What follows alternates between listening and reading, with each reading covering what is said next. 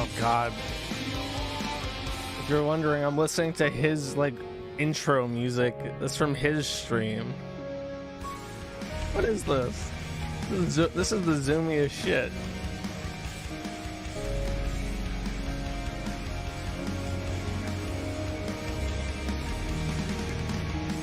Yeah, man, like I listen to like classics like from the 2000s, you know, like My Chemical Romance. So you don't hear stuff like this anymore, bro.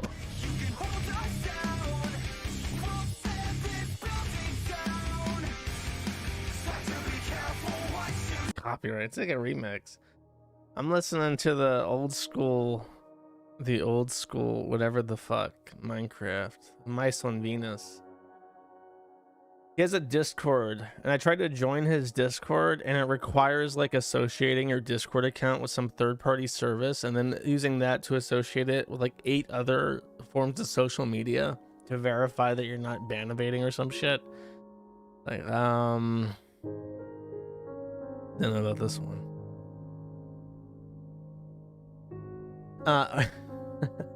Hufflepuff.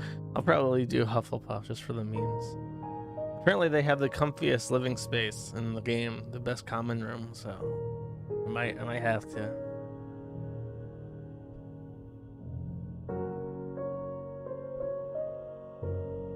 Well, I'm gonna introduce myself to his audience, I suppose.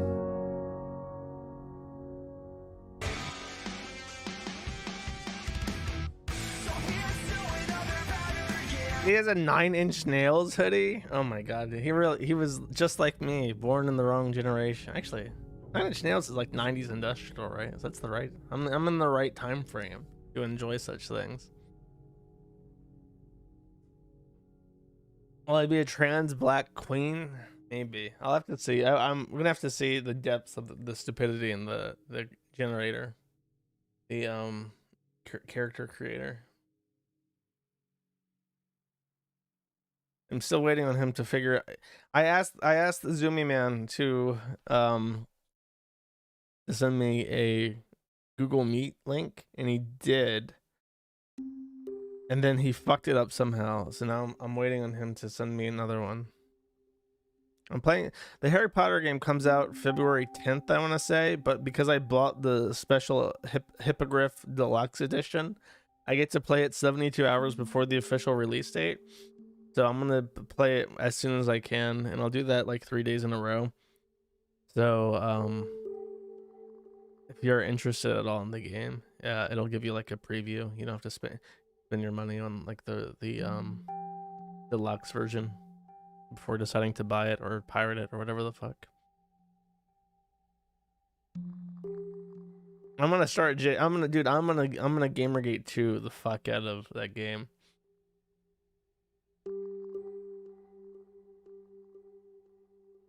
Streamer bait, yeah. Yes, exactly. That's how it works.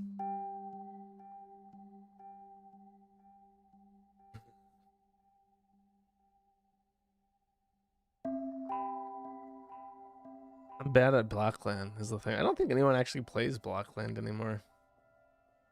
I go to blockland.us. How many people are even playing? The website has not changed in 10 years. Last update was 2 years ago. He made it so that you have to play, you have to have Steam to play Blockland. Let's see, there's about 1, 2, 3, 4, 5, 10, 15, 20, 25, 28 servers. 1, 2, 3, 8, 11, 14, 15 players on 25 servers, and the most is 5 playing Blockland server. It appears to just be people building bricks, so it's not like an actual, it's not like a special server. Speed Cart Club's Blockland server. Very sad. Well, there we go. I got a link finally. I'm gonna mute this in case there's like a special message to me at the beginning of this conversation.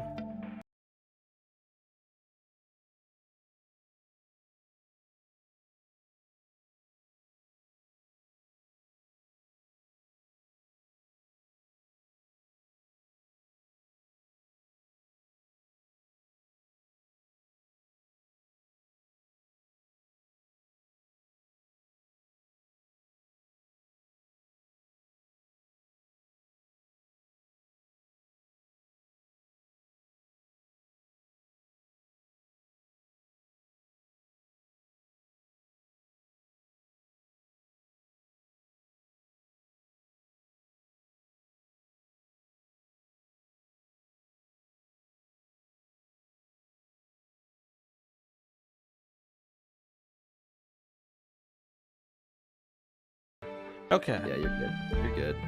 All right. Listen, the collab of the century, Turkey Tom and Null. This is what they've been waiting for. I'm sure you're getting thousands of emails in your inbox. Do people even know who I am on your stream? Yeah, they all know who you are.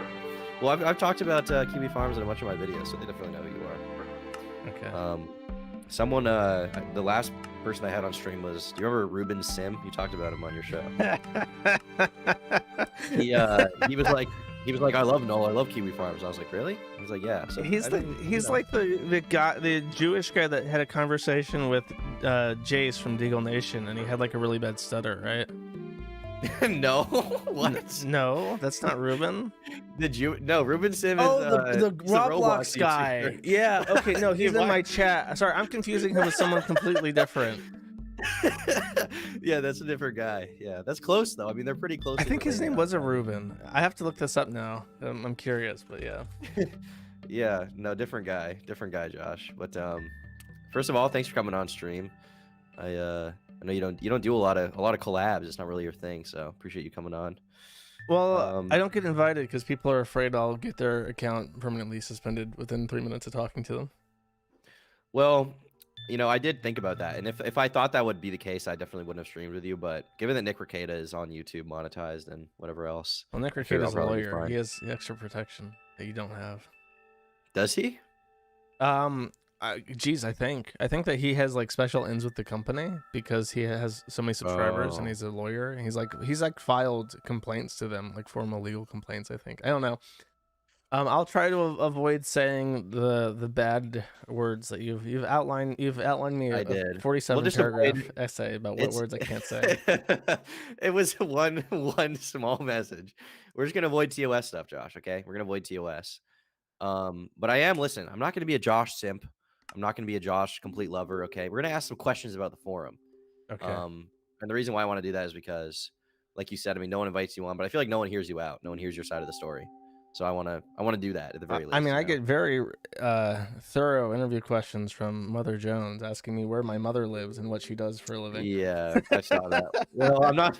I figured this would be a little more candid because I can actually get in-depth conversations instead of just like over email or whatever. Yeah, sure. So I added you to the Minecraft realm. Okay. First order of business. Wait, I have to do realms? I thought I can't do realms. You can do realms if you have Java. Yeah. Okay, how do I do this? So you're just gonna want to go to Minecraft Realms on the homepage. I have to get a trial. Do I have to buy something? No, I bought it already. Oh, just go to Minecraft Realms on the bottom, and then on the top you should have an envelope icon next to the Minecraft logo. You press that. There should be an invite. You just accept it, and then you go back to the home page of Minecraft, and then click Realms again, and it should show up in like a list of realms there. It does not. It does not. Maybe just go back to the homepage one more time and see. Did you accept the invite? Yeah. I did click it correctly, right? I didn't like click the wrong button. You probably clicked it correctly. I'd say just go back to the homepage and I just see the thing. Realms is a safe, simple way to enjoy an online Minecraft experience. Maybe just restart Minecraft real quick. Maybe you don't have like you don't know how to host a server, do you? Like a Minecraft. I have a server, but it's also populated by my fans who are gonna come stream snipe us and kill us. So that's why the problem with the server. Okay, 1 second. I'll try to restart this. I promise you, the realm is better, Josh. Okay, it'll be much more intimate. We'll feel very close. Okay. Sorry, the actual experience of installing Minecraft is now a fucking nightmare, and it really unironically depresses me that kids your age will never be able to experience the joy of installing a computer program and actually being able to use it without having to like sell your soul directly to Microsoft and install all this other bullshit and port your account to a Minecraft Live account and have like a Windows Genuine and all this other bullshit. This literally did not, like, they slowly started adding all this bullshit that ruined computer games for absolutely everyone just like a couple years ago, like starting in 2012, and they just kept adding more and more fucking garbage to because microtransactions are so profitable. Every single player game in existence has had to find a way to implement, to add them to them. Like with Fallout, for instance, they tried to make Fallout 76 because like their games are like the longest running single player games that still get played by thousands of people. And they're like, oh fuck, we built all these great games that people love and play for a decade, but we can't bilk them for cash for millions of dollars like GTA 5 did. We have to figure out a way around this. And now everything sucks because they're all trying to do that. Didn't like nobody play that game though, Fallout 76? Yeah, I mean, all these like no, everyone hates the Minecraft shit. Everyone hates the fact that now you're like stalked by Microsoft as you play. Like the chats in your single player like private games are like directly fed to Microsoft AI, so they can like machine learn what you say and then check you for the bad words and stuff. Everyone hates that, but it's all done in the process of trying to make the next most profitable media franchise, which was GTA 5. GTA 5 is the most single profitable piece of media ever created because of microtransactions. Okay. Really? I thought it was like Pokemon or something. Nope. Well, yeah. I mean, Pokemon's many games over decades. That's a lot. Hello Kitty, I think, is like number 2. But as far as like a single video game or single movie or single whatever the fuck ever put out, it is. You have a Doge skin? Is that what this is? No, it's Slobbermutt. It's my avatar. Oh, it's your dog? Okay. I think so. Nice. I might have just downloaded a random dog, but I think this is handmade for me. Alrighty. Well, listen. Welcome to my Zoomer Minecraft world. Zoomers only, but we're accepting you, honorary millennial, in just for this once, just to come in.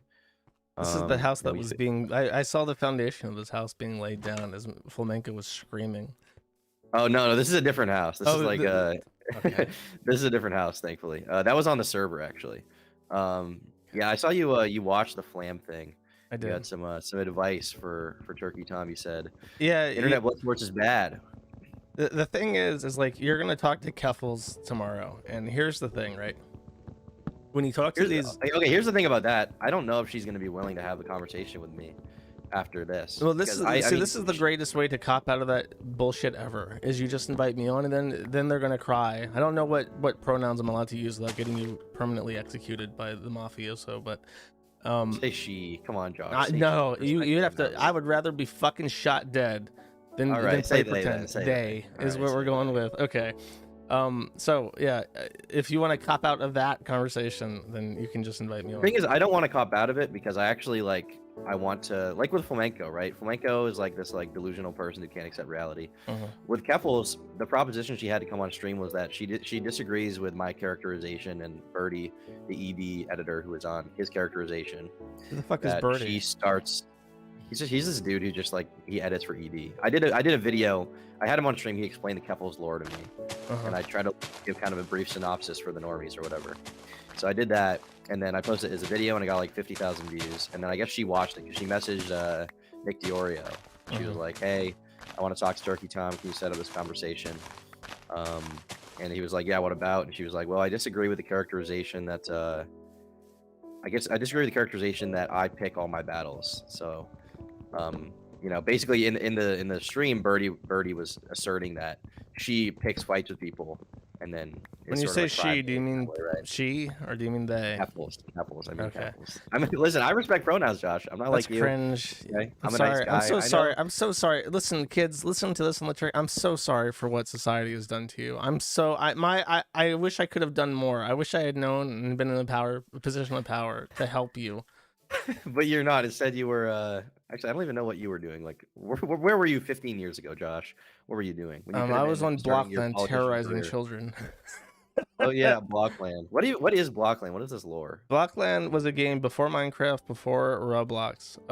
That was like literally like a Lego brick building game where you had pieces like in Tetris shapes that were specific, and it was just supposed to be like a Lego game for other goons because Bad Spot was a goon, and the actual people who started playing it were literal children. So he didn't like that because he hates children. So you have this terrible goon misanthrope somehow in charge of like a website full of children. And the result of that was one of the most maladjusted internet forums ever created for a vulnerable population of literal kids. And I am the byproduct of this. Gotcha. So it all goes back to Blockland. With some people it goes back to Gamergate. With you, it goes back to Blockland. Everything that I do in the name of Eric Badspot Hartman. Peace be upon him. Gotcha. Okay, cool. Well, glad to know your origins as a Blockland gamer. All right. Well, I think one of the first things I wanted to ask about, because obviously this is something that I want to talk about with Keffals as well. I assume this will be a point of the conversation if she still agrees to come on.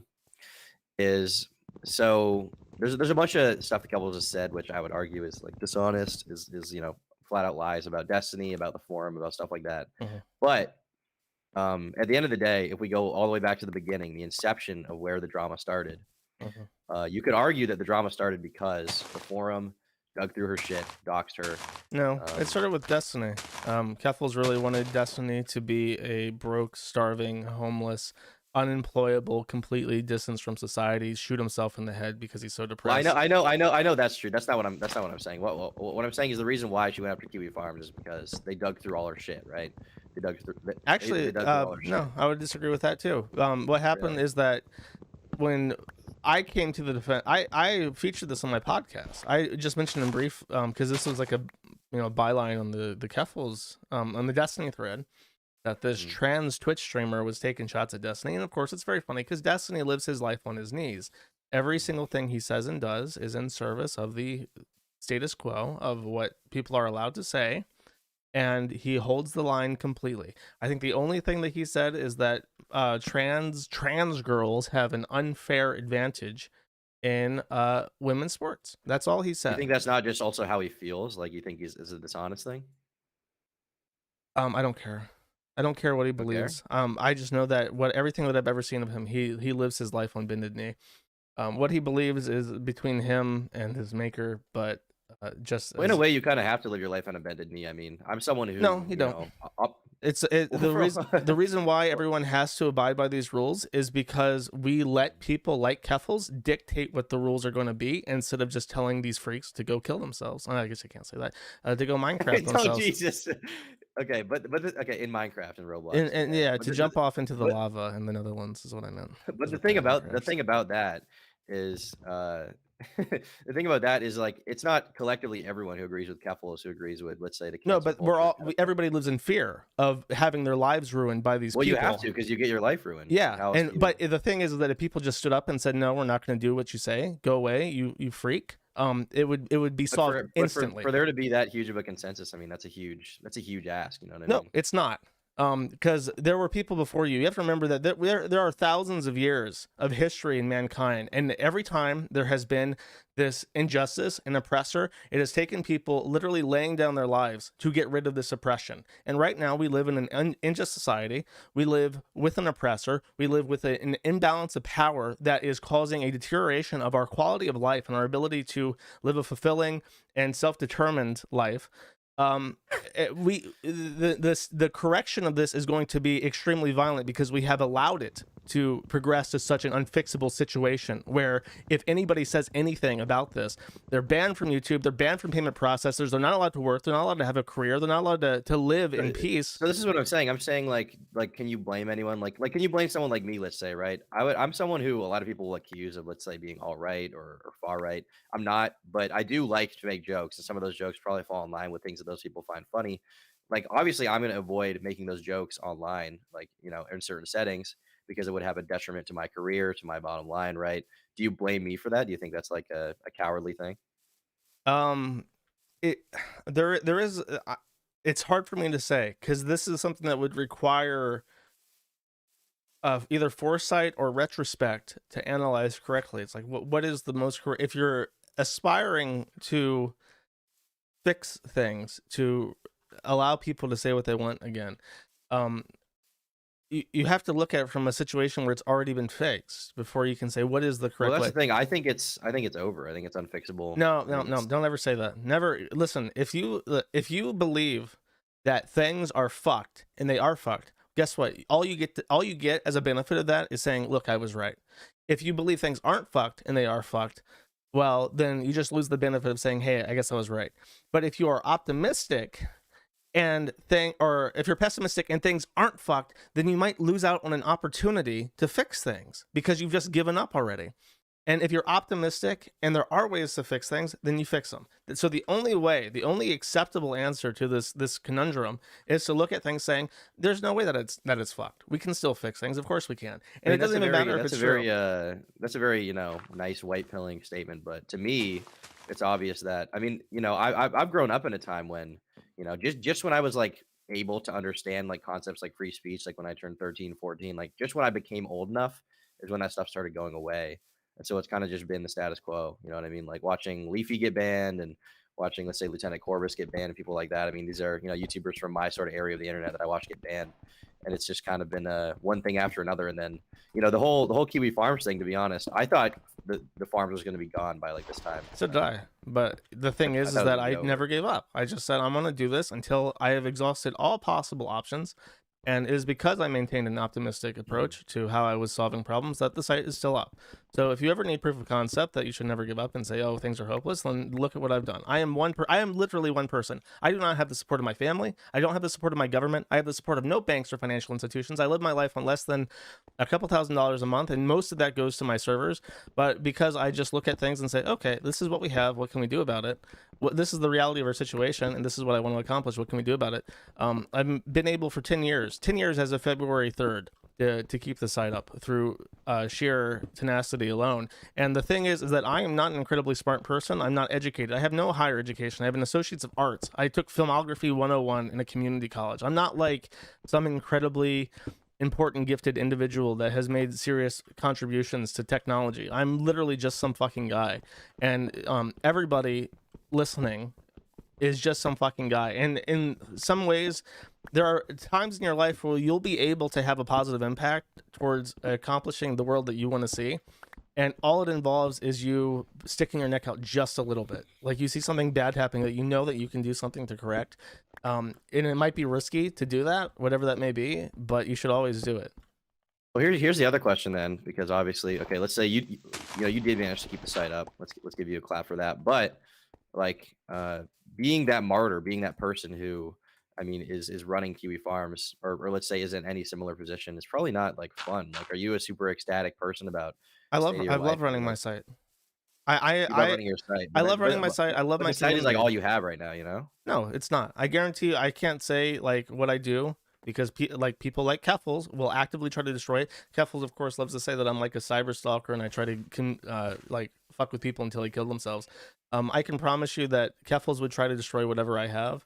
I have things I'm very thankful for. I am not a depressed person. If people think that I am like some, extremely unhappy loner, and I just stick to the forum because that's literally kind of what I thought, to be honest. Yeah, that was my. Well, you're wrong. Anyone who thinks that is wrong. It's what they choose to believe, or rather, I can't even blame them. It's like I can't blame people and say, oh, they have like a negative opinion on me. It's more like, from what I show people, what I'm allowed to show people, it's very little. And it's like my show is called Mad at the Internet. So when I talk on stream, even I'm very angry. I'm never talking about the things that I love, unless it's like food or other things that anyone could talk about without showing my hand too much. Pizza. Yeah, pizza and licorice chocolate and stuff. But the only reason why I can only show that much of my life is because people like Keffals would literally try to destroy it immediately. Anything that I say that I enjoy, right, Keffals will go after. There are people posting like old screenshots of me playing EVE Online right now saying, can we get this guy banned from EVE Online? I played EVE Online when I was like, I think in 2013. It was a long time ago, but it doesn't matter. They still want to get my like Steam account banned or my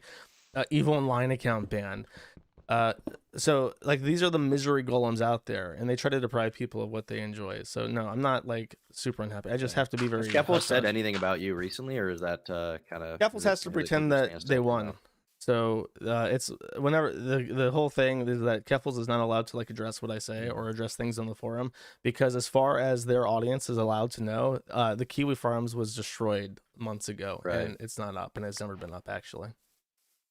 Right. Okay. Well, that kind of leads me back to where this kind of tangent started, if you don't mind, which is with Keffals. Okay, let's say she didn't start it. Let's say she didn't start, the conversation around Kiwi Farms. Bottom line is, Kiwi Farms is a place that digs into people's past. They dig into who they are, and it's all, it was all public information. But that also entails sometimes with people like Dream or Corpse Husband, it involves posting info that at the time they wanted to be private, right? And I'd say Dream and Corpse Husband are two people that probably don't deserve to be to be doxxed, right? To have their public info out there. I think they should have a right to privacy. But their faces are on Kiwi Farms at the top of threads, and family names and stuff like that. I guess my question would be like, how would you, how would you defend that, and how would you make the case to like the average person that that's like okay or cool? The thing is that everybody is responsible for their own privacy, and the reason why, like, I'll state this because I don't think many people understand my actual position on doxing. I don't hold the position that dox is a mandatory element of a thread on the forum. It's pretty much an inevitable component of every thread, but it's not something that I'll say, no, you can't post this thread unless you know what middle school they went to or whatever the fuck. There's no requirement for that. The issue is that when you start letting people decide what can and cannot be said about them in regards to their personal information, is that this has to apply in a way that is equitable. So then everybody gets to decide what can and cannot be said about them. And you might think, oh, well, this is obviously just like maybe relatives, or this applies to a specific demographic. But the reality is, right. that I mean, the argument there would be like, okay, well, can you just say everything but like their legal name and like docs and like face, Yeah. I mean? Oh, I'll give you a real example of where this, like, most people would agree. If you ask the question, do you think that revenge pornography should be legal? Posting nude images without someone's consent. I think most people, when you ask them that, would say, of course not. That's horrible. We live in a digital society, and most relationships start online, and people should be allowed to have some expectation of privacy, even when they're doing something that might be considered stupid, like sending nude images out or whatever the fuck. Most people would have a pretty reasonable opinion like that. The issue is that, for instance, you have actual whores who sell their body, and then after they're done, like, I'm not going to name names, but there's somebody out there who you may be familiar with who decided to do findom fart pornography before becoming a Twitch icon for children, still active actually. So this person did this themselves, and then they complained that they were the victims of revenge pornography. But the reality is that no, actually, you are a whore, and you have sold your body online. It is a commercial product, and I get to make fun of it because that's my freedom of speech. Well, so the thing is, that is one scenario, but the other scenario would be, let's say that this person hadn't done any of that. They had a private relationship where, or I guess let's not even say that person. Let's just say some other hypothetical human being, right? Or let's say even me, right? Let's say me as a 20-year-old. Don't send your dongus to your fans. I'm telling you right fucking now. I'm not sending it to my fans. I have a girlfriend. Let's say for some reason or another, my girlfriend took a special pill that made her go crazy and decided to put my penis out there. Would it be okay for that to be on the forum? I mean, I would say no. I would say that's probably a bad thing, right? I mean, the answer is yes, because everyone has to be treated the same. If you want to talk, that's the thing. That's your answer, but it's like, I don't think that's, people wouldn't. Yeah, in my eyes, that's not the same. A lot of people would disagree with that because it does come from revenge. The issue is that if you're going to make that argument, that you shouldn't be making it to me. Again, I am just some fucking guy. I am not your priest, not your moral arbiter. I have no position in government or authority. I simply allow everything that can be allowed, and I do not put myself in a position where I make morality-based judgment calls on pretty much anything. If you want these things to be considered, unpostable, it has to be legislated. I have to know, as a website operator, as a network administrator, what exactly is and is not allowed on my website. There's in this call to like banning doxing and shit, they never ever make the call to like actually legislate because if I had like a clear-cut guide of what was and is not allowed, like I do with child pornography, I know what the DOS standard is, I know what is and is not allowed to be posted in regards to child exploitation, then maybe I could implement. Sorry, I got distracted by this green and yellow red block up here that I've never seen before. No worries, buddy. Very pretty game, I know. So, like, okay, if there was like a guide on what actually could and could not be posted, then maybe I could work with that.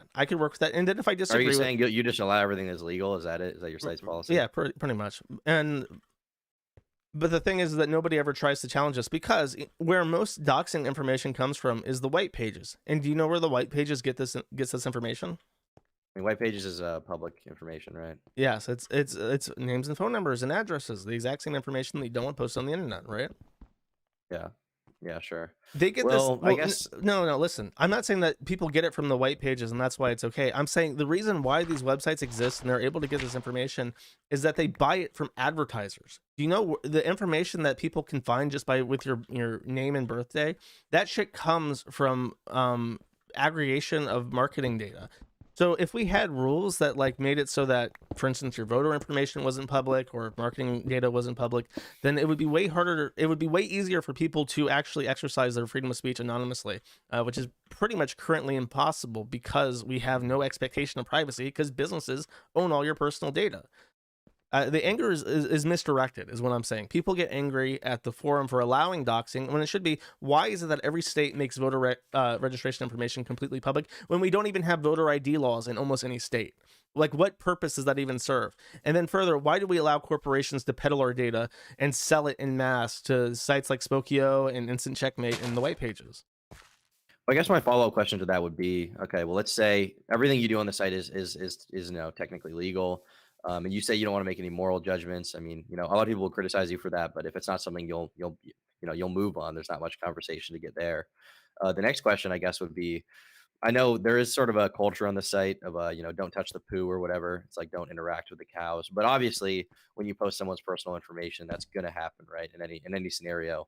And people would argue that the difference between a site like yours and a site like Twitter, which like doxing does happen on Twitter, like Dream got doxed. So like hundreds of thousands of people were liking it. Like very normal, average people were like liking Dream's docs. Mm-hmm. And meanwhile, then a bunch of the same people probably go after Kiwi Farms. Yeah, yeah. No shit. We're all guilty, right? Yeah, but I guess the question is like, okay, Kiwi Farms though, its purpose is as an aggregate for documenting these people, including personal information, and it sort of serves as like, if you were someone who was looking to go and swat a bunch of people, like Kiwi Farms would be a decent reference to go and like find all their personal info and just. Well, that's the big issue is that right? All the swatting shit, they are going after people either on the forum intentionally to try and create this problem. So yeah, it is. But even then, like for instance, with Keffals knows this and lies that they were not doxxed on the Kiwi Farms to begin with. They were doxxed by a different site. I guess it's not kosher to say which site. And this site, I think specifically, I know the site listed all their family information and stuff too. So this happened before the Kiwi Farms. But so in this specific instance, Keffals didn't even give a fuck that they got doxxed. That was the greatest thing ever. They made $100,000 getting doxxed. And getting swatted by these other people, but they still blame the Kiwi Farms because that's the target they want to go after. With Marjorie Taylor Greene, we had no threat on Marjorie Taylor Greene. Marjorie Taylor Greene, in some cases, people get swatted without even being doxxed, because guess who has all your docs? The police. So you can just take someone's information, lie about what they're doing, and then the police will investigate it, issue subpoenas to get your personal information. I mean, if you call the police and say Marjorie Taylor Greene did this, and they're going to know who that is to be able to find her, right? Yeah, exactly. Yeah. So that's also a point of frustration, is that like people can do bad things with information, but that argument has been done to death. People can do bad things with the internet in general. People can do bad things with encryption. The fact that people can do bad things with something good does not mean that something good is inherently bad. Right. And I guess the other thing that people would probably bring up in regards to the forum is that there seems to be a culture of, I guess transphobia, you'd probably call it. Like there's just a lot of like, anytime I've talked about Keffals and stuff, like I'm someone who's been critical of Keffals, but also like I'm respective of her pronouns, which I know you don't like, but I'm respective of that. And every time I do that, everyone on the forum is like, "Oh, don't you mean him? Don't you mean what's her dead name? Lucas? Don't you mean Lucas?" Yeah, people like less than she, less or greater than she. Every single time that I mention her, people say that, and it's like, I think that'll be one of the main criticisms people have, is that it's like sort of a hateful community, in that way. I guess my question would be like, how would you respond to that? How would you characterize that? Is that just like a byproduct of being so vilified by the internet and like being the only place? It's a byproduct of the fact that nobody can say that shit anywhere else. You want to know why the forum has 4,000 people on midday? It's because they have nowhere else to go. People have thoroughly banned any of this conversation anywhere. Any sort of hospitable place that might have counter views and good ones to say like, I'm trans and I don't molest any children. Those places have so thoroughly banned any kind of dissenting opinion that there is no way for these conversations to actually play out. So people have to, if they want to be gender critical at all, quote unquote gender critical at all, they have to come. There are women who are completely normal soccer moms who are just regular Karens who are concerned about their own children that post on the Kiwi Farms, even though they don't like the racism, they don't like the, explicit transphobia with the go kill yourself stuff. They don't like that, but they have no other options because the internet has been so thoroughly sterilized by the controlling powers to be explicitly pro-trans. So if you want to blame the Kiwi Farms for being so acidic, then you should be angry at the fact that people have silenced any sort of actual discussion anywhere, be it Twitter or Twitch or YouTube or whatever the fuck. All of these places are so censorious that you have driven millions of people a month to my site because I hold a monopoly on something that should be a human right. Right, and I guess the response that Keffel, I'm imagining, like, if I would put myself in Keffel's shoes, I don't think she believes in freedom of speech at all. So her response would probably be like, well, if you don't want to, be vilified, then you shouldn't be transphobic, right? That would be her response. So yeah, I mean, there's probably no wiggle room there. Yeah, and I don't even know why. Like, I was actually going to ask, why do you even want to talk to this person? Like, in your audience, I don't think Keffels is going to change anybody's mind, and in their audience, I don't think anybody's mind is going to change. Nobody's going to be like, wow, this turkey. I think it would be good content, and at the end of the day, that's what I'm, in the mode to deliver. I'm not someone who, obviously I have my own opinions and stuff about everything, but at the end of the day, like, my ultimate goal is to make the best content possible, and if I think Keffels coming on my stream would probably be interesting. I mean, I guarantee if I said, like, I'm going to talk to Keffels, people would be so excited. I was supposed to talk to, you know who Sneeko is? Vaguely. I was supposed to talk to him. He's like this red pill dude or whatever. And then he ended up like backing out and like never getting back to me. He kind of big leagued me to talk to Destiny, and then he didn't talk to him, so I got cucked. But people were excited to see that kind of interaction. Like, people like to see debates, like to see blood sports, and I don't want to have like sport kind of interaction with Keffels. Like, honestly, you just have to remember that. Like there is it is just content. It's like team sports. This is like nobody plays sports anymore because sports suck and you have to kneel and give thanks to BLM and trans people every time. And then if you're a woman, your skull gets cracked open and you feel helpless because your opponent is biologically a man. Nobody watches sports anymore. Instead, they go to Twitch and watch fat neckbeards yell at each other about socialism and if the Soviet Union or if the Ukrainian Soviet Socialist Republic had it best. Like that is the modern day sports team, because nobody listens to this shit and goes, this guy makes some salient points about the free market capitalist system. It's more like, yeah. I love my boy Vaush. Woo!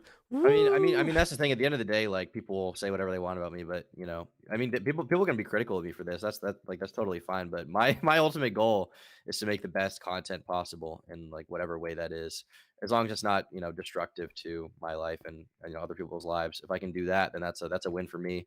I want it to be fun. I want it to be interesting, and that's, I mean, above all else, like, we have this conversation and whatever. I have goals with it. I have like personal wants. But at the end of the day, like, all that stuff is kind of just my own interest, and the interest that I have for everyone else is just that they enjoy the content one way or the other, And that would be the goal with talking to Keffels. And I mean, frankly, I mean, she reached out specifically to talk to me, and I feel because like, guess why? Well, the reason why is because I did a video about her, and she thinks that she can correct the record in some way. And I figure, you know what? I mean, I did shit talk her. I may as well like get in a call with her and hear her piece. You know what I mean? I feel like I owe her that. Oh, I was gonna say it's because they're completely irrelevant because they failed to take down my site, and that's all they had going for them. Their entire life built, their entire career. Well, the thing is, her YouTube channel is very irrelevant. The Twitter is still doing okay, and her YouTube channel is slowly getting some level of traction. And that's with all the YouTube shit, all the algorithm manipulation that gets a few thousand views a video. It's very impressive. I wish I had that kind of support. It takes that much top-down manipulation to get any kind of traction to hear. What do you mean manipulation? You don't think that there's people on YouTube actively manipulating the algorithm for the most how do I want to phrase? Most politically progressive voices. You don't think that's a thing? I think that YouTube, honestly, in my experience, YouTube themselves are way less political than people think they are. I think they bow to advertisers very easily, and I think you can criticize them for that, but ultimately their interest is in making the most money possible, and that's the interest of most companies. And so I think I don't think YouTube particularly promotes Keffels. I think that YouTube promotes stuff. Keffels openly brags about having people in YouTube, having people in the media, having people in Twitter. YouTube, I know. Okay, I know Twitter. I know the media. Twitter's corrupt. The media is corrupt. But YouTube, really, is that real? Yeah, absolutely. To be honest, I almost just don't believe that. Keffals is friends with the fucking the dude that stole government documents. Liz Fong Jones is capable of calling up people who run tier 1 ISPs. The female who stole government documents, yes. The woman who stole government documents, Josh. But he was a man when he stole the documents. I don't know.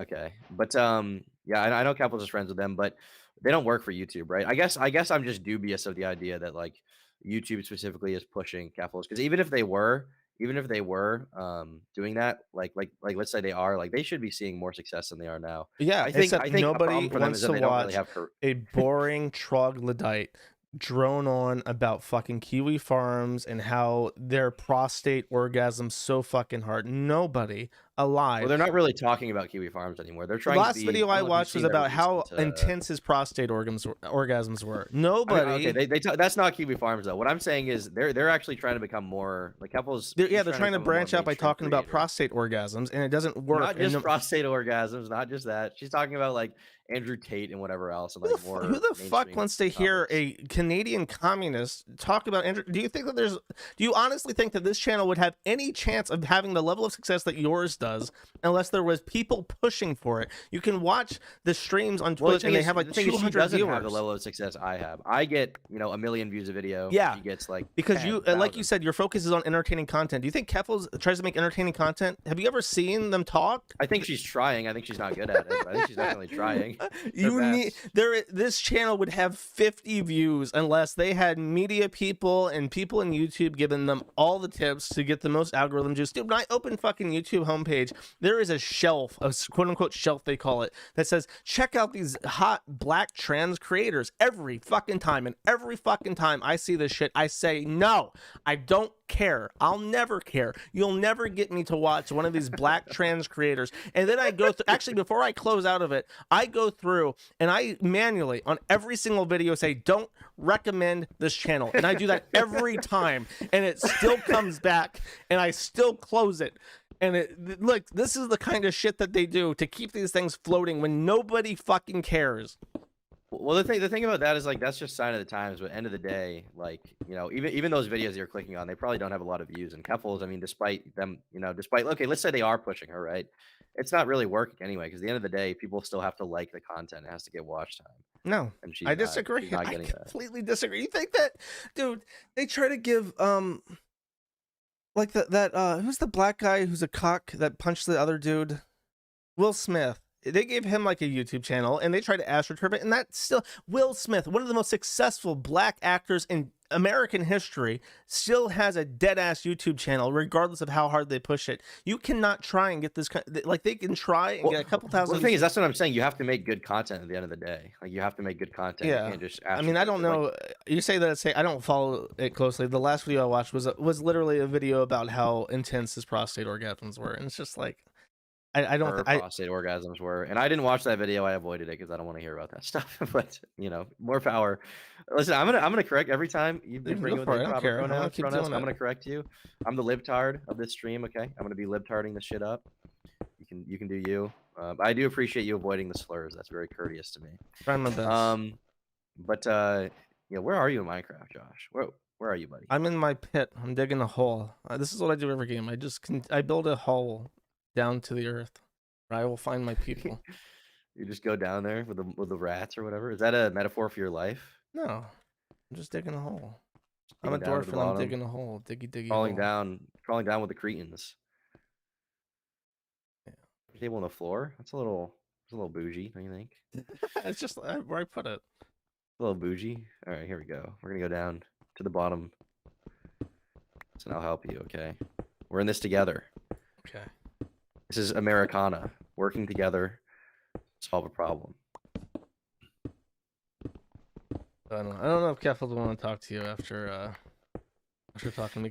I think probably not, but if she still wants to, I'll have the conversation. I mean, the thing about it is like I would understand. Like I think it would be, Keffals will do whatever she wants. I think she's kind of out there in terms of how she acts, but I would understand if she didn't want to talk to me after this if I was like talking to you about how I hate trans people. But the thing about it is like, no, I'm totally interested. Have you ever seen that video of Keffals talking to Stardust? Yeah, I have, and the thing is, that's what I'm saying. Like it might, that's probably the reaction I'm gonna get, but I don't know that. That's a stupid cunt, Turkey Tom. Oh my god, you have to denounce Kiwi Farm anytime it's brought up. Actually, you know what? That might not apply to you because you're not a woman. I think that kind of unique vitriol is reserved for people who are born a woman. Well, I think she's probably gonna. Her and her fans are gonna call me either like a crypto fascist or a centrist.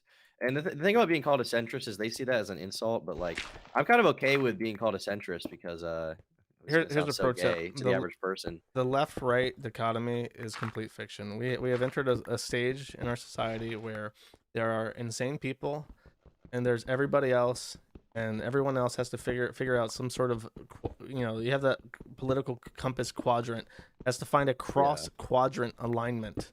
Alliance. Well, I'm not necessarily talking about, like, when I say centrist, I don't mean politics. I mean more like, although I guess I did mention the far right thing, but what I mean more is that, like, my take on Kiwi Farms and everything is not like one way or the other totally. Like, even with Keffals, like, I'd say I'm more sympathetic to her than a lot of the people in my audience, and I'm definitely more sympathetic to her than you are. Well, because I try to understand both sides. I'm like Boogie. Okay. Okay, Boogie. Explain this to me. Okay, let's say I'm Keffals. Okay, let's say I'm Keffals. I'm someone who's a streamer. You know, you have to kind of divorce it from the stuff going after Destiny, but she feels that her identity is being. You have to divorce it from its actual motivation to make any sense of it, other than the fact that Keffals is a fucking grifter. Okay, but the thing about people is people don't totally make sense. They're always like hypocritical in some way. No, and I just people are very easy. You'll be surprised at how obvious a human being is. Okay. Am I obvious, Josh? I mean, I think you're young, and I think you're a secret optimist. You try to be like, oh man, I listen to like remixes of Green Day and like 9 Inch Nails because I'm a 19-year-old boy. I don't listen to Green Day. What was that song that was remixed? It was like the other one, the 3 Miles or something, the red one. Look, I should know these bands because they were around when I was young. What are you talking about? 3 Miles. It was like a remix of the 3 Stripes. About the song I was playing? Yeah. It's like 3 Stripes or something. Yeah, I was playing The Fray is the band, and it was a Day to Remember cover of The Fray. Okay. Yeah. But the thing is, I am kind of a doomer in, like, as far as the state of the internet. I'm an optimist in my personal life because, like, there are things I want to do and, like, you know, family, girlfriend, stuff like that. When you say the state of the internet, though, it's everything. Everything is poisoned by this kind of fucking retard. I don't know if you're in college or whatever, but I'm sure if you're in college, yeah, based. that's why you're a crypto fascist now, because you didn't go and you didn't get the pause load in your mouth. You've been saved by your own lack of what's the word of ambition. Well, the thing about college is I was actually going to be a journalist, which is funny. But it just kind of aligned with so was Ethan Ralph.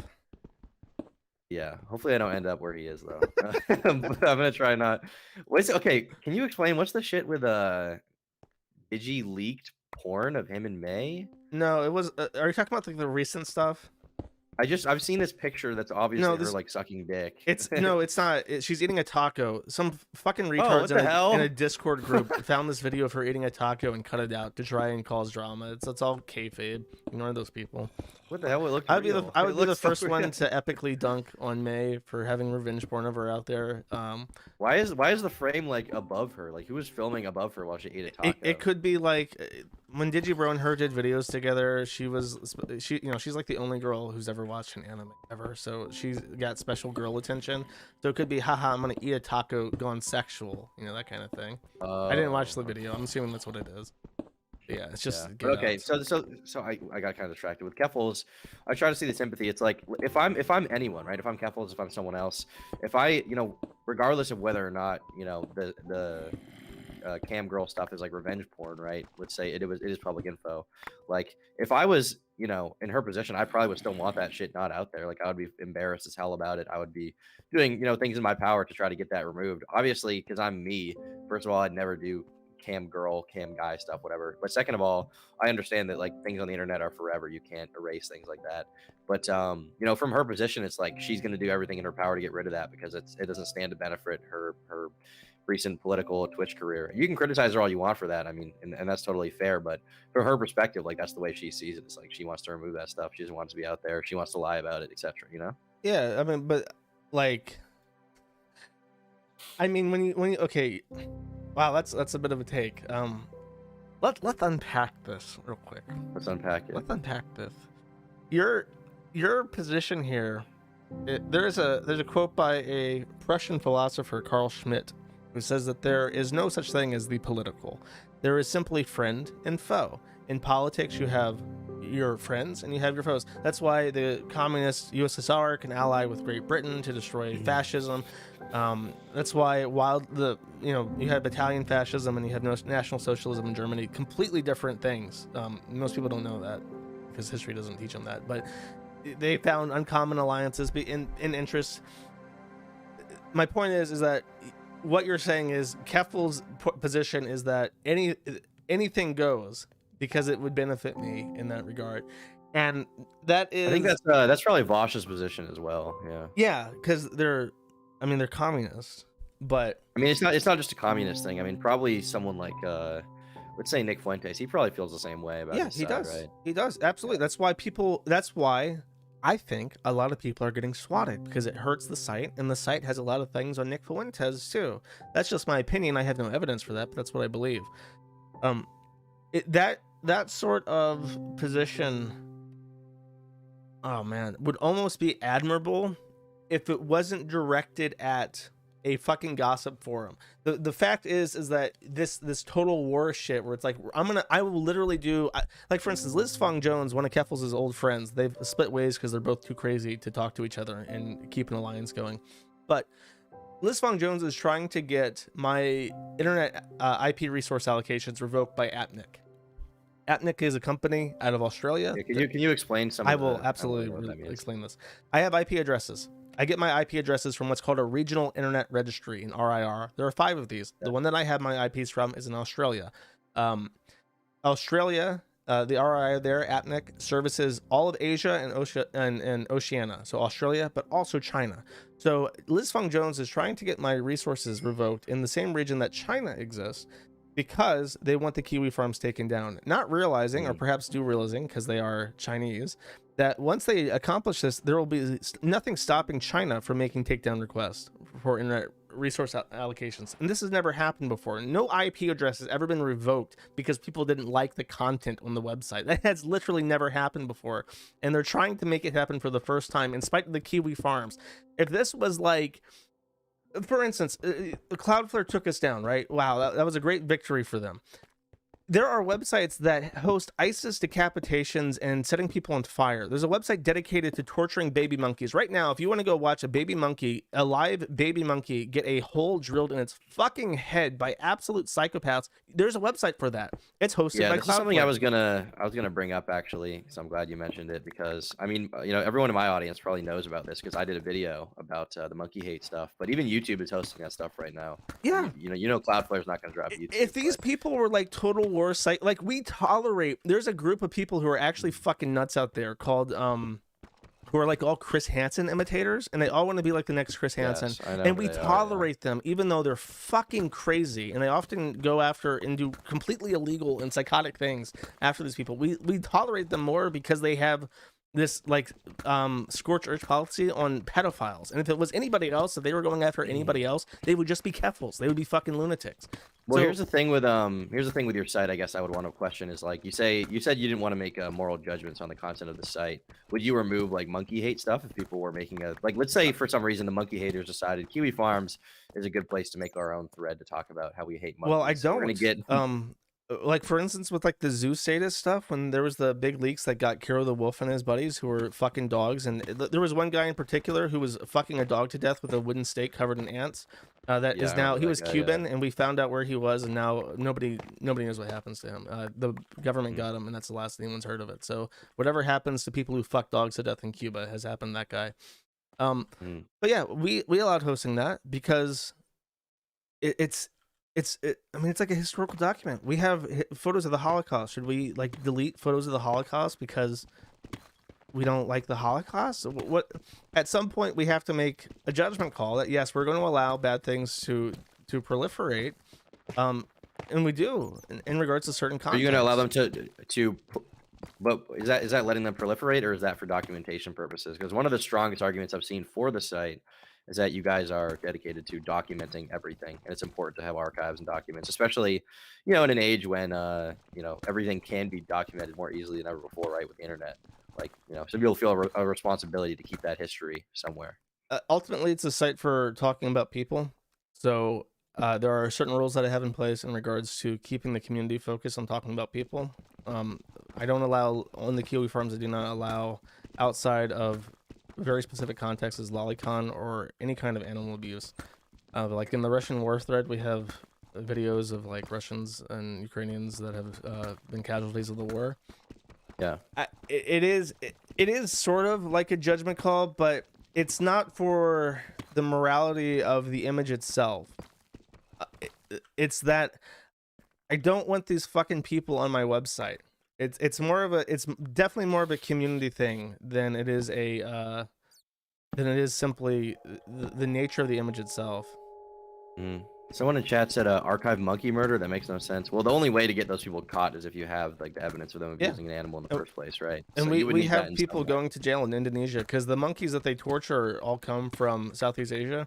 So it's important when, for instance, when you want to go after child pornography, when you want to go after animal abuse, you have to find the people actually doing it. You can't just find the people posting it online. You have to find the people who are actually hurting kids, hurting monkeys, and you have to take them away from society, and you have to make their efforts unprofitable. Okay. And that is, I mean, one of the things, obviously, when I talk about Kiwi Farms, usually the site always comes up in one way or another if we're talking about animal abuse, if we're talking about like zoophiles, some kind of internet pedophile. Usually the site comes up because it seems to be the only place that you know, documents all these things well. Minus, I guess, you know, and that's sort of the draw. And the YouTubers that do it get their info from Kiwi Farms. Yeah, and they don't mention it because they can't mention it without getting backlash for mentioning it. And then even though, like, when all these Tumblrites who hate the Kiwi Farms, when it comes time to post receipts about their favorite person who just got caught grooming, you know, a 15-year-old, they break their rule. They go to the site and they talk about the stuff they see on the site, but they don't talk about where it comes from and stuff. And it's just like, I know what they do. Well, I guess that's the thing with every YouTuber. It's like, I feel like I get why people don't want to talk about Kiwi Farms at all, but the reason why I credit the site is because it's like, well, I did get my info there. Like at the end of the day, probably with some of the research I've gotten there, it's literally made me like tens of thousands of dollars a month. Like I feel like I have some obligation to at least hear your side, talk to the guy who runs the site. Yeah, and even if I don't agree with it, and I'm going to be correcting you on the pronouns every 5 minutes, I feel like I should. I don't know. I feel some obligation to speak to you in some way. And the frustrating thing, like when you are in my position, it's sort of important to try and keep a level head about certain things, and one of those things is to try and rein in any kind of envy, because it is frustrating. Like I know for a fact, based off the numbers that I had available to me when I was allowed to have like AdSense and stuff, because there was a point where I was able to have AdSense. If the Kiwi Farms was allowed to be monetized like a normal website, I would probably make in the realm of $20,000 a month easy just from the site. Yeah. And it's like all of my issues, all the struggle that I go through would be alleviated so much if I could just have what everybody else had. So it is even 20,000, like that's what I make in an off month. Like that's like a low month for me even when you don't put out videos and shit. No, I mean I'm always putting out videos. What I'm saying is like my best month last year was 80,000. That's pretty good. I hope it's like if you're in your position, I would be like, holy shit. Have you have you like contacted like financial people to like if you look for financial help, you should be investing the money in a way that like benefits you, but you should look into what's called a fiduciary. They are people who are legally obligated to have your financial interests in mind. If you talk to someone who's just a quote unquote financial expert, they often work for a company and try to sell you that product. So if you're going to like try and protect your money, you should look for what's called a fiduciary, because those people are legally obligated to represent your financial interest. Yeah, and not I have a very close family member who is he has that kind of a job, so he's been helping me out a little bit. Okay. So yeah, I talked to him a little bit, but yeah, I mean, but yeah, the thing is, I mean, for you, I guess my question would be like, are there other ways you could monetize a site? I'm sure it's something you've thought about.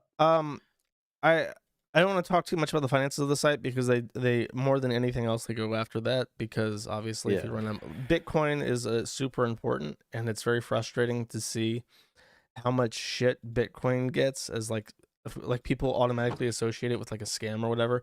Bitcoin has been incredibly important to the site staying up because it's effectively the only way that I'm allowed to collect money these days. Okay. Have you thought about like I'm trying to think like other ways you could potentially bring in some revenue? I mean, obviously ads are out of the question for you, right? But the main issue is that so here's I mean 4chan has ads. 4chan is very censored. 4chan does not allow docs. If you try to post, for instance, about Isabella Yanka on 4chan, you will immediately be banned. You'll be permanently banned from 4chan if you post about Isabella Yanka. Yeah. Someone's trying to take down my video about her right now, repeatedly, constantly. Yeah, it's a group that they pay money for. I get emails from them constantly. I get privacy complaints via Google. I think that the board may be de-indexed. But Daddy's Isabella Yanka, the little girl who decided to murder hamsters and encourage Chris to fuck his mom. That little girl is the daughter of an FBI or a CIA agent, retired contractor working for the CIA. And if you Google Yanka Cloudflare, you'll find a video of Matthew Prince sitting next to the person whose daughter boiled hamsters alive and spoke to Chris Chan months before Cloudflare kicked us off of their service. And I'm sure that there's no coincidence between the CIA agent sitting next to the CEO of Cloudflare, Matthew Prince, and talking. Yeah, that would be crazy, Josh. Don't be conspiratorial. But yeah, I mean, I've been getting on my Yanka video. Is it Yanka or Janky? Maybe Yanka. That's the real. I'm pretty sure. Is that Polish or something? German. Pretty sure. Oh, okay. Imagine being German. Okay. I know, that's the worst. Every time I see a German, I get freaked out. A shiver goes up my spine. I actually do because I hate their accent. It's so like, I'm like, yay. Oh yeah. But I have to like respect them somehow because I have a very douchey taste in cars and I love German cars. So if you ever see these like Pajeets running around in their BMWs, like that's basically me. Are you a Pajeet? No, but I like their taste in cars, which is like BMW and Audi.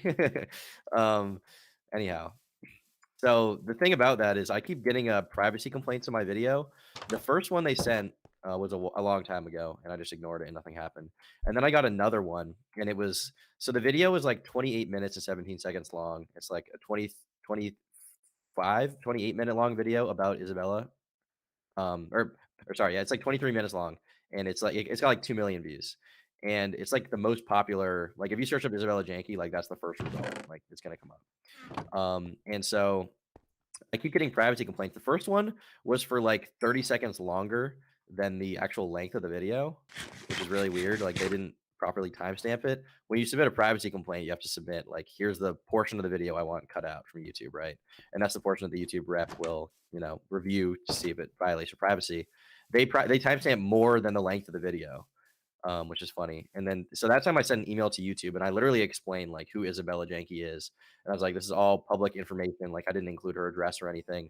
Like everything in this is like public info. She herself. Let me find this real quick. I know what you're talking about. There's this guy. They definitely are paying these quote unquote SEO experts to help clean up her results so that she has some semblance of a life. She should not be employed by anyone. As far as like people should be completely blacklisted and not allowed anywhere near any kind of respectable institution. Hamster murderer, motherfucking encourager, Isabella Yanka should be basically excised from. But she is trying. She is trying very hard. Probably will succeed because of people who say doxing is bad. So we have to make sure that everyone has total control over their personal information, even if they boil hamsters alive and encourage retarded people to fuck their moms. We have to be able to make sure people can clean that up. If you remember, copyright information. Wait, hold up. Let me read this. Takedown expert from takedownexpert3@gmail.com to legal@kiwifarms.net. Removal of copyright and defaming content. Signature Saghir Ahmad. Content in question.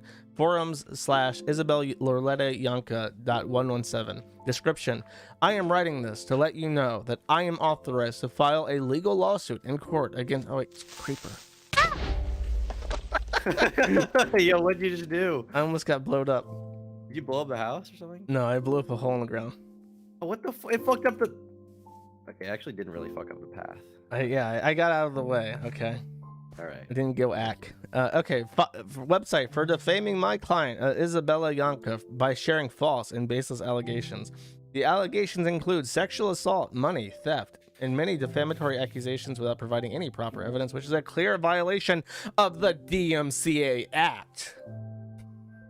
Which, if you don't know, the DMCA Act, the DMCA, I'm pretty sure the A in the DMCA is Act. So it's the DMCA, the Digital Millennium Copyright Act specifically excludes any sort of defamation on the internet.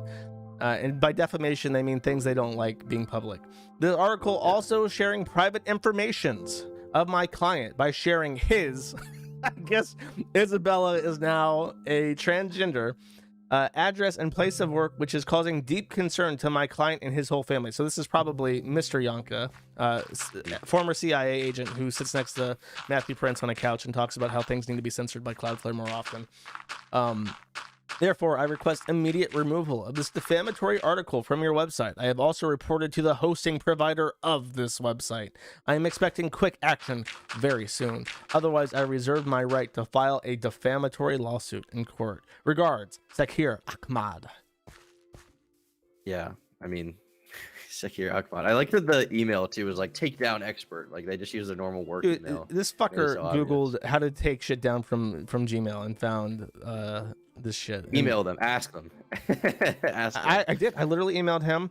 Tell your client he shouldn't have raised an animal murderer and he's a fucking psycho. Actually, that's not the email that I was thinking of. I sent one saying, how much did they pay you for this? Just wondering. And he didn't reply. He replied to neither of those emails. What the hell? Damn. Well, I guess my question for that would be, how do you even... You must get a lot of legal complaints, I assume. Is the site being sued right now? By two different people. Okay. How do you deal with that? You just deal with a lawyer and... I hire a fucking attorney. It's always a pro se bullshit lawsuit, but I have to answer it in court or they can win a default judgment. Pro se litigants, I think if you file a lawsuit pro se and lose, you should be strung up by your thumbs out of a fucking window until I'm satisfied by hearing you scream. I think that should be the punishment. Like, I can't deprive you of your right to represent yourself, but there should be some sort of dissuasive option that I have when you lose. Because the thing is, the United States is the only country in the entire world where if you sue somebody and lose, you bear your own costs. So here's a fun tip for all you people out there right now. You can file bullshit lawsuits all day long, and if you lose, like, and you don't have to hire an attorney, you can just sign yourself. And if you sue a company, fun fact, people can't represent their own companies by themselves, even if you are the only member of an LLC. So you find, like, let's say that your landlord owns an LLC and you want to sue your landlord. You can file pro se against your landlord's LLC, and then they can't even represent themselves in court because they're not a lawyer, and therefore they cannot represent something that's not themselves, including their own company. So our court system is completely fucking broken. I cannot like really stress enough how broken it is that these, and it's no sane person ever becomes pro se. Like, this is an option basically created so that fucking lunatics can waste the time of and money of absolutely everyone and basically ruin an otherwise legitimate business through court cost alone. So you either have to be a charitable organization that can find, you know, pro bono help for what you're doing, or you have to eat shit. And thankfully, I have managed to find lawyers who work very, very cheaply for the amount of time that they have to invest in dealing with this shit. Yeah. The whole I can just imagine, like, I've only had one legal issue and it hasn't been YouTube related. I was just like going too fast or whatever, but it was a fast enough. I had to hire. No, I got a criminal charge for criminal speeding because I was going rather fast, but I had to hire a lawyer, and the entire time it was just like hanging over my head for like months, like the entire process. And so I can only imagine like being sued by someone when you're trying to run a website would probably make me shit my pants. I recently even I canceled a video I was going to do about, you know who Billy Mitchell is? Vaguely. I'm aware. He's like I'll explain to chat. He's this video game dude from the 80s or whatever. Oh, the Donkey Kong wizard who sues when people say he didn't win that fucking guy. That guy, that's a prime example, chat. You have to remember that we can't just handle things in court. People like him need to be hung out a fucking window by their thumbs until they're satisfied that the damage they're causing people over their a Donkey Kong competition. Nobody gives a fuck, Billy Mitchell. Well, that's nobody the thing. fucking it's like, cares. You say nobody gives a fuck, but he will sue you for $1 million.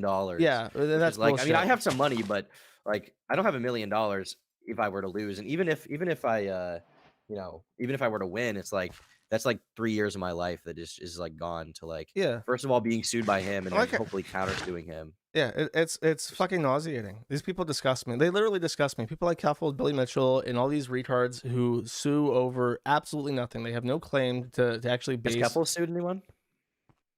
They threatened to. I think that they talked to a lawyer and realized that it would cost $75,000 to go to court, and they would probably lose because there's no actual thing. They said it wasn't worth it. But yeah, I know. Destiny was going to sue her, but decided not to. What a bitch! I hate that. Destiny's such a. I mean, okay. The thing about him is, I think you have to understand from his point of view. It's like, if she's not actively going after him, if the slander or whatever has stopped, and maybe he realized that like these mainstream articles, which his main contention seemed to be that there were a lot of mainstream articles that were citing the Keffel stuff. But if those people aren't talking about him, then it's like, is it worth taking up like years of his life to like take? It's not about and, like, the money. It's about sending a message. When people, well, for him, it is about time and money. It's about time and money. Well, okay, then you know what? He can spend his entire fucking life on his knees. He can sell his wife to whoever the fuck is the highest bidder. He can make his life as min-maxed about money and efficiency, but he has the opportunity. He has a legitimate position here to set precedent and to punish people for hurting people, basically. And he's going to decide not to because he's just like, I would rather just sit on my ass and play fucking video games every day and occasionally debate some fucking retard about bullshit that nobody fucking cares about. He has no position. That is his decision. That's what he wants to do. Well, it's pathetic, and I try to. Destiny sometimes comes out and does things that I find very admirable, and then I try to like him. I really do. I've tried listening to him. I've tried talking to him, and it's just like, this is a guy who has no backbone. This man should be bullied. He's a little manlet. He's in a little world, and as long as he has pornography and food and shelter, he will be very happy to just sit around and suck dick his entire life. Have you guys ever talked? I've tried. I can't remember the context. I've sent him emails. The first email contact I ever had was someone told me that he was a white supremacist, so I joined his Discord server, and then you asshole. I was immediately banned by someone with a communist avatar, and I emailed him like, what the fuck is with this mod? And he said, haha bro, epic meme, so funny, haha, like almost word for word that. And then I tried to message him later on, saying, because the site was completely down. It was like, I said I was never going to talk to him, but the site was completely down. I said, fuck it, I don't have to worry about the site right now. So do you want to talk? And he never replied, because at that time he was very busy entertaining a pedophile that he had as his best friend. So I couldn't fit into, I couldn't fit into his dick sucking contest to appease this pedophile enough to have a conversation with. Thankfully you're not intertwined with such complexities in scheduling. Courtney in chat says Destiny subreddit is cucked. Josh is right about that. I don't know. I'd argue that Destiny does. He holds his convictions better than pretty much most people online. I mean, I know convictions. I mean, he's a libtard, but I mean, he's had huge falling outs with people like Hassan and Bosch over disagreements. I mean, he's lost his Twitch because of his stance on the trans stuff. You know what I mean? That's why I try to like him, but opinions.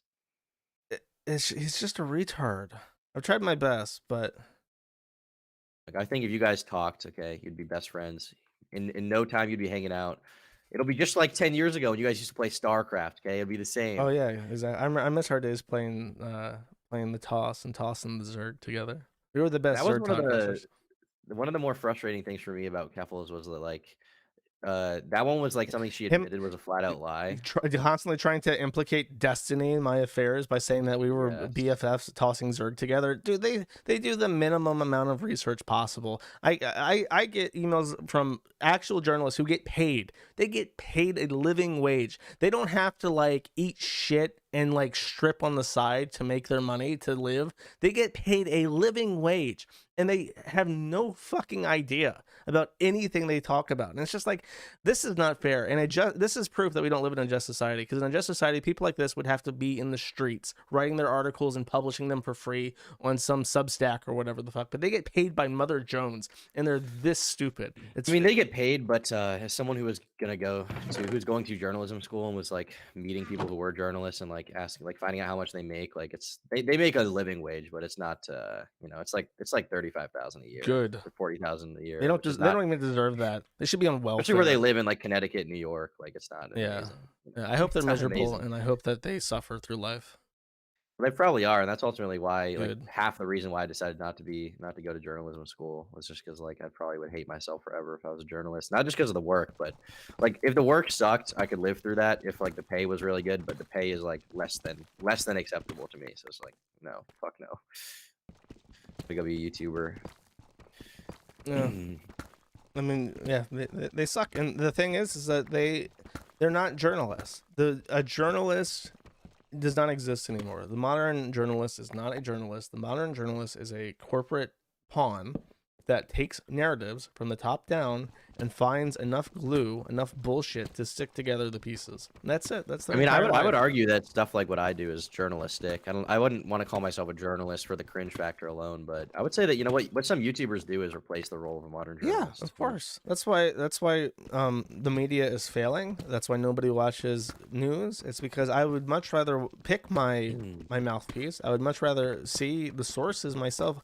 And then you watch CNN and there's all these clips of CNN saying, remember, it's like when the Clinton shit came out in the 2016 election. They said, remember, it's illegal, saying it's illegal for you to download the Clinton emails. We do that for you so we can tell you what's in them. And it's like, how do people hear shit like that and think, yeah, I trust this fucking idiot? And make. I think for people like let's say my dad's generation, who's like Gen X, like born in like, you know, early 70s, it's just kind of like that's the status quo. That's just kind of what you trust. Even someone like him, who like is probably, you would say, is more conservative, like he trusts Fox News. You know what I mean? And it's just kind of it's just because, you know, that's the status quo. He's been exposed to that for so long. He and the boomers, like, you know, Gen X and the boomers, they grew up watching TV. It's just kind of a comfortable thing. And it's just kind of, you know, how life is. You just kind of implicitly like you're like, even when they like distrust the media, they're gonna distrust CNN, but then trust like Fox. They're gonna trust Breitbart or whatever, you know. There's gonna be someone that they turn to. Here's a boomerism to take for all the little kids listening.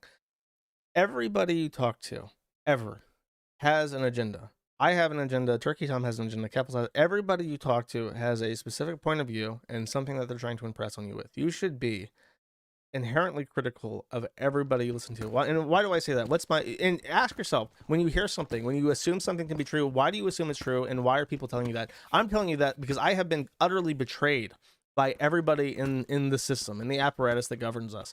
So I'm trying to sow the seeds of doubt and dissent in the common person, in the childs who play Minecraft, because I need people to grow up not trusting the current power structure. But like, you know, you have all these debates about shit, and now they're trying to like ban people on YouTube who say like the moon landing was fake, and it's like, how do you know the moon landing was real? Really, honestly, like, do you know that the Earth is a sphere? How do you prove that? There are ways that you can prove for yourself that the Earth is round, involving taking planes to see where the sunset is and at different altitudes and stuff. There are ways to do that, but do you know them? You were just told all these things that you believe, and you just accepted them because they came from people that you trust, and you don't actually understand the underlying logic that leads you to that conclusion. It's called a presupposition, and your entire worldview is based on these presuppositions. Everything that you think you know is based off some bullshit, possibly bullshit, complete fabrication that you were told years ago that you just accepted as true. And I wish it used to. It's so frustrating because the most American thing you could be was to hate your government. Like, that was the thing. The U.S. is a free country, but our government is evil. And now it's like everyone trusts the science and trusts the politicians and trusts. Wouldn't you say that people are waking up a little bit though? Like in my generation, yes. I think they are. Yeah, like the Zoomers. I mean, your contention with them would probably be that they're more left wing instead of right wing, and I think you probably would have an issue with that. But I would argue that it's good either way. I mean, you know, people do distrust the government. They distrust the CIA.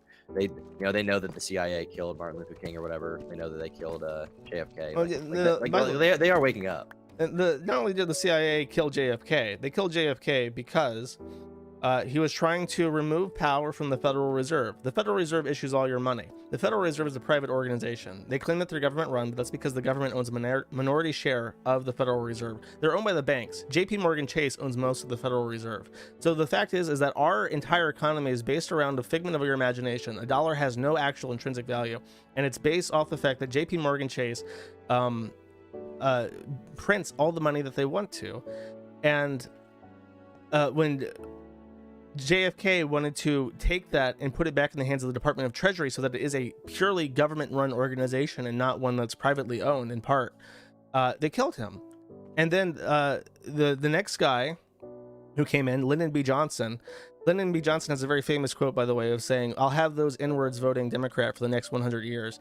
He passed migration laws, which permanently changed the demographics of the United States. That? Those N-words? Yes, he said that. That's it's in a biography somewhere. He was the vice president of JFK, so that when JFK was assassinated, he was automatically president when nobody would have voted for JFK or Lyndon B. Johnson by himself. Point is that they killed him. They undid all his changes to the Federal Reserve and the Department of Treasury, and they put in a guy who altered the demographic makeup of the United States so that one political party would win every single time, and that's exactly what happened. The United States was silently taken over by a complot of very rich and influential people, very powerful people, and me saying this is no threat because they don't care. They just don't give a fuck. It's like they already won effectively in their mind. Well, that's what I'm saying. It's like it's kind of over, you know. No, it's never over because it's a small group of people and a lot of people that they want to rule over, and I don't think nothing lasts forever. The Roman Empire lasted for 250 years. The U.S. Empire is going on 250 years now, and it's like there's never been a unified government that has lasted for, you know, there's never been a 1,000-year Reich. Okay, everything. We all moved to Serbia. I'll come back to the U.S. one day. I'm not going to say. Why do you live there? I actually don't even know the lore. I moved to Ukraine because I was so poor, because I was so disenfranchised from any kind of financial system that I could only make money through Bitcoin. And I moved to Ukraine because the cost of living is extremely cheap. And then I've just kind of stayed in Europe ever since. If I had to flee anywhere, it would be Bulgaria because my mom is from there, so I'd have to go there. Bulgaria is very nice. Sofia is a beautiful city. It's in the EU though, so be careful. But it's, as far as the EU goes, it's one of the least shitty places in Europe. My mother's from Burgas. That's where she's from, so that's probably where I'd go. Go to the village, the countryside. It's beautiful. Hey, I mean, you could probably retire and do that right now if you wanted to. Yeah, but I don't want to retire. Is the thing. I actually like working, so I wouldn't do that. All these fuckers on YouTube, they're like, I'm gonna retire when I'm like 30. It's like, what are you gonna do for the rest of your life? What would you do if you retired right now, Josh? Like, what do you even? I guess maybe you don't want to talk about your personal life too much, but I can't imagine what I would even do. So like, if I just didn't work. Are you saying is this like a position where I have like $100 million and I can do whatever I want, or is this like? Yeah, let's say maybe not 100 mil, but let's say you had enough that like you could spend 50 grand a year. I would buy a bunch of acres in some shithole state, and I would become an agriculturalist. Really? You'd be a farmer? I would be an actual farmer? Yes, I would become an actual farmer. What the hell? Damn. What would you grow? Banana peppers. I would pickle banana peppers, and I would sell I would be the best. It would be a famous brand of banana peppers that everyone would love and respect.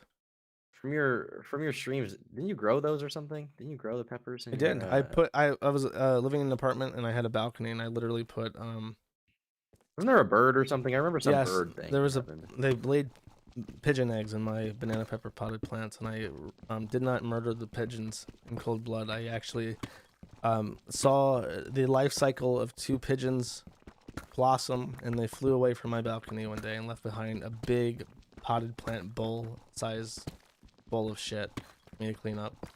Was it beautiful? Did it make you want to have kids? Did it inspire you? Like it was beautiful. Like Tony Soprano watching the birds. Of course, I'm proud of my pigeons. Everybody's proud of their pigeons, regardless of what they say. Guys, can I get some W pigeons in chat? W pigeon, please. W pigeon in chat, guys. Is that a thing? Like Zoomers only communicate in W and L, right? Everything is WL. I mean, I don't, or I didn't until like now, but now that I'm streaming, I feel like it's rotting my brain, and this is just like there's no actual statements. It's all W pigeon. Chat is going crazy, yo. What's up, guys? Look, everybody loves animals. That's another thing. You have to, if you want to be a real human being, you have to learn how to take care of shit. Especially if you're a man. Here's a trip for all your men listeners who are thinking, I might try to be a real man, or I might like become a eunuch. Try to take care of a potted plant. If you can show women that you can take care of things without them dying, it helps. Well, they respect that. All right, Josh, we have a special guest on stream right now. Do you mind? Oh, you don't want to? Okay. I thought my girlfriend wanted to talk to you. She made a video of you, Josh, that says "I love Null" on it, and it has like this song. What? It's like, is that a joke? Yeah, dude. I mean, it's a joke, but I mean, it's just a video. I feel like you should see it at some point. Okay, send me my love letter. I'll take a look at it when it's more convenient. Does she agree with my take that if imagine you have two scenarios, girlfriend of Turkey Tom. You walk into a guy's house, it's all like desolate and shit. It's completely clean. It's not like a pigsty. It's just like a desolate like solo men's like dormitory or whatever the fuck. But then you go to this other guy's house and he has a potted plant and it's thriving. Which one is more attractive to you? Just instinctively. Hey, girlfriend, Josh has a question. So you didn't have to repeat myself? No. I'll say it. I'll say it. Would you prefer to go to a man's apartment that's like empty and desolate, or go to a man's apartment that has a nice, taken care of potted plant? Do you want there to be a potted plant in my apartment? Is it empty and there's just a potted plant? That's her clarifying question. He has like he has very little furniture because he's poor, but he has like a nice IKEA like table, and there's like a little succulent that's growing and it's doing pretty well. All right, he said there's some nice IKEA furniture and there's a little succulent that's doing well. That was the word he used, succulent. If the man was your apartment, you can't take care of anything. It would be bad. She just told me, all she said is I would kill the plant. This is an evaluation. In her head, she's thinking, this is a man who can't take care of a potted plant. What are my prospects with him? He is he's a plant murderer. If I somehow become impregnated, I cannot trust this man to take care of a baby because I have seen him try to take care of a plant, and lo and behold, the plant died. Whether or not either of you are aware of this, she is making judgment-based decisions about your character and your. When you bring girls over, do you show them your plant? Of course, I show them my banana peppers and pictures of my pigeons and what I name them. I give them a full background. Your birds. They're like first date. You bring them over for pizza day. Yeah, and then there's it's cute because there's a language barrier. You try to use words that they may not know, and then Where the fuck are you, Josh? I just teleported to you. Where are you? I'm in a hole. I'm continuing my voyage into the hole. Man. Like you just went down in here, Of course. Someone says a W Riz. You have W Riz, Josh? What's a W Riz? So Riz is like charisma, but people say Riz. So you have W Riz if you can if you're good with a girl, if you're suave. What is wrong with you? Why can't look, we have this language. It's called English. It's been around for thousands of years. There are so many words that are so long and complicated, and when they orate them correctly, people are like, wow, that sounds really elegant and nice and well thought out.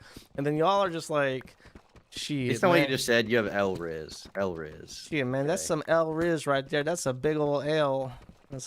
Can you stop? L Riz. L Riz. Kiwi Farms has L Riz, guys. It's the biggest criticism people should have of the site. L Riz. Cis white meme says, "Screw what women think. Just go MGTOW." Oh no, dude! If you listen, there's a real incel to eunuch. I don't know what word I'm allowed to use because you told me not to use any of the words. There's an incel to eunuch pipeline. So when you start saying nah, I ain't gonna grow no fucking potted plant. I'm just gonna MGTOW. There is some listen, with the MGTOW thing, the truth to MGTOW is that anytime I've ever had success with women, I was doing my own thing.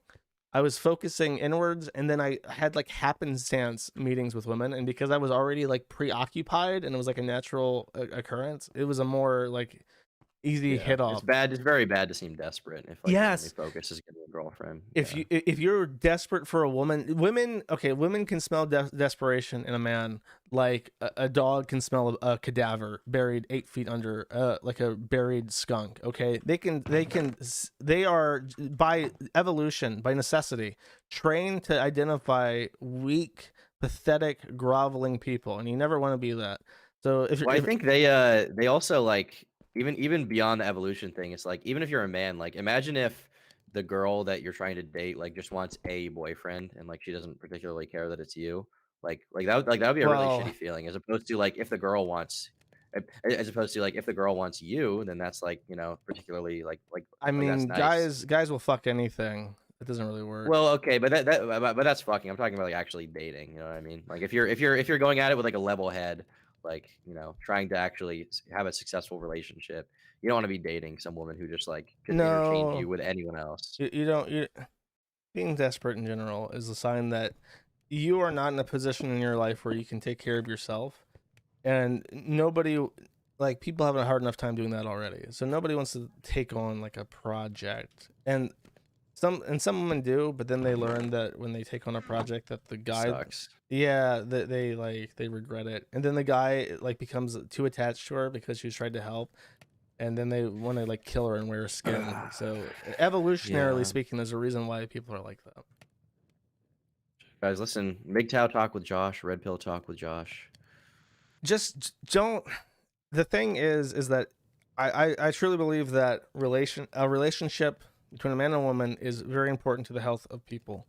I think that people who grow up in their 40s and 50s and they think like, I can always, become a player. I don't need no man. Men and women. If you're like 40 years old and you're like, I'm still at the prime of my life, I'm not going to hitch myself to some hoe, I'm going to do whatever. Like, those type of guys are equally pathetic as the fucking cat ladies who are like, I don't need no man, I'm a strong, independent woman. People need to be in relationships. They need families. If you turn 40 and you have all this wealth and success and you have like nothing to do with it, you're going to become very depressed. And I've seen it happen time and time again. So don't. It's very popular to just like hate. Even 40 is too late though. You got to have it figured out. I think by like 35. 30, like, yeah. You got to be getting that shit. You have to, yeah. I mean, you have to be progressing in your life, and it just sucks when you can't play video games and do the stuff that you want to do. But does that mean that we're gonna see Josh Jr.? If I have my way with it, no. Damn. But sometimes, I mean, obviously, whoever you marry is gonna want to carry on the Kiwi Farms mantle. So no, Josh I'm saying Connor Moon too. When it comes time for that, I will disappear off the face of the earth, and nobody will ever find me. Oh, I see. That makes sense. Yeah. Interesting. Damn. Well, that's kind of white pilling. That's kind of nice to hear. Listen, you're not all bad. You're not all MGTOW. You're not all Andrew Tate. I know you actually don't like Andrew Tate based on your stream the other day. I think you called him metrosexual or something like that. I mean, yeah, he's like trying to impress people by looking like a gay Turkish man. He looks like Xerxes. He does look like a gay Turkish man. He looks like Xerxes from 300. I don't know if you've ever watched that movie. I do. I have seen 300. Yeah. Good. This is Sparta. Exactly. And then there's the guy, and he thinks he's a god, and he doesn't die at the end. He just gets like his cheek cut, but it's like, gods don't. You're a phony. You're not actually a god at all. Exactly. Okay, I'm gonna cook my iron, and then I'm gonna come back to visit you, Josh. All right, listen, I'm not gonna abandon you. I know you've been lonely in this Minecraft world. You've been running away from your problems, but I'm here to comfort you, to make you know that you're loved in Minecraft. Okay. In Minecraft. Oh, you even built like a furnace house. No, I'm down here. I'm like exploring because I'm a little bit disappointed. You know how to get back up? That's the real question. Yes, I do. Okay. You're trying to get back up? In a sec. Yeah, I'm just gonna get some iron. It's just like usually the caves have like water and lava and shit. This is like an icky. Yeah, this is a new kind of cave. Icky like hole in the ground. What? We're not going out again, like to eat, right? No. Okay, so okay. Yeah. Okay. What are you doing? Planning Okay. Yeah. All right. Yeah. All right. Let me. I think I got all my shit now. I got my coal. All right. Where are you? Where are you, little Joshy? I'm above you. Or above me? Oh shit. Okay. All right. Is that the way out? Up there? No. You want to get out here? Follow me. All right. I'll follow you.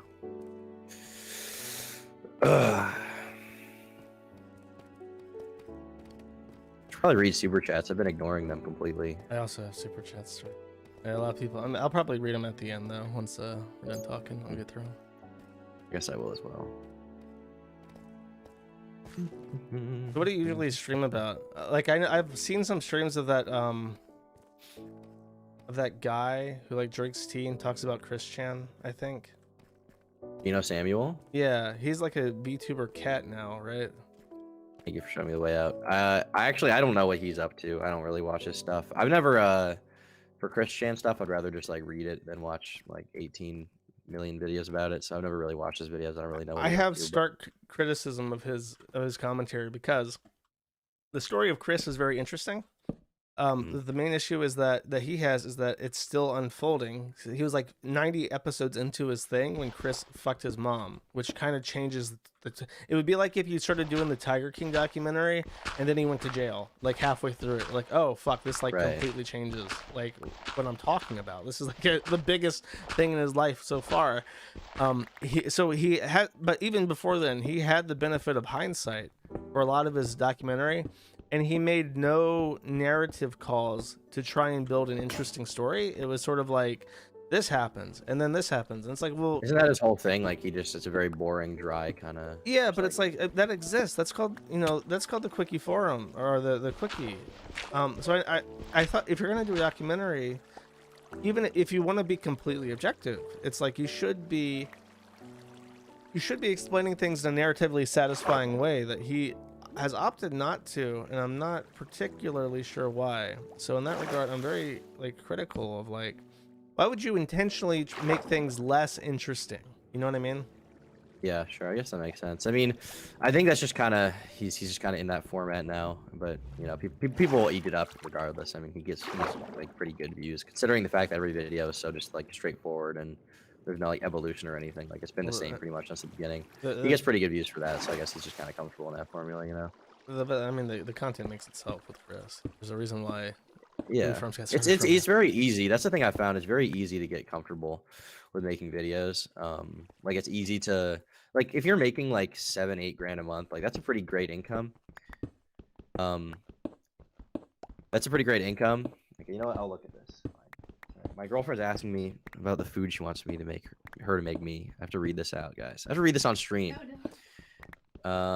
Baked mac and cheese. W, guys. Baked mac and cheese. Spaghetti and meatballs. W. Chicken kebabs, rice, hummus, and naan. Well, we're getting. Is this like packaged food, or is she actually gonna make them? No, she's gonna make it. She's gonna make it. Burgers and homemade fries. W Riz. That's a lot of work making like real fries. It's a pain in the ass. That is a pain in the ass. Well, I think she's homemade fries. Are you actually gonna do that? My mom knows how to. You have to ask your mom. Steak, asparagus, mashed potatoes. That's gonna be a fire, guys. W Riz dinner. I think it'll be fine. Thank you. Yeah, that sounds good. Is that what you were trying to ask me the whole time? Is that what you were trying to ask me the whole time you were in here? Oh, okay. Well, I haven't read that off yet. But yeah. But I mean, back to what we were talking about, Mr. Moon. I'm sure to appreciate I think it's really your girlfriend. It's rare to find women that can cook these days. Most just eat hot chip and lie. Well, she's learning. I think she's learning because she wants to do the trad kind of thing. So yes. she's trying to learn to, and she's doing good. She made a roast recently that I enjoyed. It was good. What's her phenotype? Her phenotype? Yes. She's Irish and English. Okay. Scottish? Yeah, Irish, English, and Scottish. She's from Canada though. She's actually from the same area as Keffels. Are you Canadian? Funny. I'm not Canadian. No, I'm from Maine. Maine. Wow. My grandfather's from Maine. His family spoke Italian while he was a child, but unfortunately doesn't remember any of it. Oh, yeah. I don't speak Italian, but I do live in Maine. But yeah, that's where I'm from. But I think it's really easy to get comfortable. Like I've known a lot of people who get to a certain size on YouTube and they start making money and they just kind of become complacent and comfortable with where they're at. They don't really care to try to progress. Yeah, I think that if you want some unsolicited advice, I don't know how applicable it is to you. I would try and find like a plan B, because like from what I've noticed, the reason why all those YouTubers get burned out is because they have this setup where they have a very successful formula, but they get bored of it. They get bored of their own formula eventually, and they are stuck where they try new things and it hurts their actively causes subscribers to leave, and their SEO goes down because their click through is less and whatever the fuck pisses off the algorithm. It's good to have like a plan B where you have built-in support some other way than just like your primary gig. Yeah, I do have to figure that out because I've just been going so hard in the paint, so to speak, on YouTube, trying to make that as successful as I can. I mean, thankfully, it's like if it were to die today, like I would have money saved up for a little while. It wouldn't be like immediately over, but yeah, I do have to kind of figure out some other kind of like revenue stream. Yeah, and for sure. I'm sure your friends told you this, but you need to make sure that you have like X amount of months of living expenses covered. And I'm sure based on what you're telling me that you have a lot of that, but like Don't do it like Boogie does, where he gambles all his fucking money on cryptocurrency and then buys a Tesla and shit. No, yeah. I mean, I'm not gonna do that, but I do understand like I'm very money conscious and like time conscious and aware of the fact that like, you know, like any YouTuber, I'm probably gonna have a limited amount of time where I can do this and like it's gonna make me money. And that's just kind of how it is with any creative thing. Like if you're an artist, like it's I mean, like literally a limited window. YouTube can ban you at any time. Like that's the main thing. It's like this is not. I'm not so worried about that because I'm pretty careful and I honestly don't. You got to be worried about it because they like. You say I'm okay with the rules right now. I've always gone. The thing is that YouTube can change the policies at any time and then retroactively like in law, like in a legal system. This is called ooh, I fucked myself by trying to figure out what it was called in Latin. But it's a thing. Ex post facto. Yeah. So in law they can't do this where they can just change the shit retroactively and then enforce it ex post facto. But with YouTube, the contract says they can terminate you for any reason or no reason at all. So if they change it and then look at your videos retroactively and say, oh, you infringed our current policies in the past, they will just ban you for it and you have no appeals process. Yeah, I mean that could happen. I'm less worried about that. The thing I'm more worried about and I think is more likely is just like, you know, my content just like doesn't improve that much. It just gets kind of stale, and I just fall off in the traditional sense, you know. And I'm very aware that could happen, and I'm not, you know, I'm not so egotistical that I don't think that like that could ever be a possibility. And I think a lot of people are, and that's why they get too comfortable. And so that's why I'm always trying to like think of the next step to get to that next level of popularity, that next level of income, because you know you just don't know how long it's going to last, and you kind of have a responsibility to use the opportunity the best you can, I think. Yeah. Yeah. And once you have like more free time and you like explore what your interests are and stuff, you can invest in the businesses and things that you would be content managing like after the fact. But yeah, having a business outside of it is important. And that's something I do need to think about. Like there's a reason why Logan Paul branched. He sucked at it because he fucked up and he made himself look like a retard. But there's a reason why all those people look for things to invest their time into and branch their content with, because they know, everybody knows that Susan is just looking for the reason to lynch you. She will jump at the first opportunity. She gets a thrill, a deep, sick sexual thrill out of ruining the careers of young men who think that YouTube is a reliable platform. Well, it's not just that. It's also just, I mean, in any job, right? That's like creative, like where you're not, you know, or really just any job in general, it's good to have a backup plan. But especially if you're creative, right? Like all musicians know this. It's like you got to have some kind of backup plan at some point. Whether it's like if you don't make all your money through one avenue, you make it through merch or your website or concerts or whatever. Like if you're in a band, you know that you need to be figuring out multiple avenues to make money and constantly expanding that too. To kind of think like beyond, like, you know, you can't be thinking like, where am I going to be in 1 year? You need to be thinking like, how am I going to set myself up now for the next 10 years? And that's definitely something I'm conscious of all the time and I'm trying to be aware of. But at this point, it's like I have greater, like, for me to be irresponsible with my platform would, you know, I don't really care about how the audience feels, but at this point I have multiple people working for me who like depend on me for a wage. And so if my channel were to, you know, go under, like they would be out of a job for a while and that would suck. So it's stressful when you have like dependents and like people who rely on you to make smart decisions. And when you have that kind of burden, like when you start off and you have like your thing, like I had my forum and I had like this thing. If you ever are in a position where you have like people who rely on you to keep this thing up, you feel really restrained. And I think that's also a thing that a lot of people who are successful long term with YouTube are resentful of, is like losing creative control because you have an obligation to people who are a part of like your program.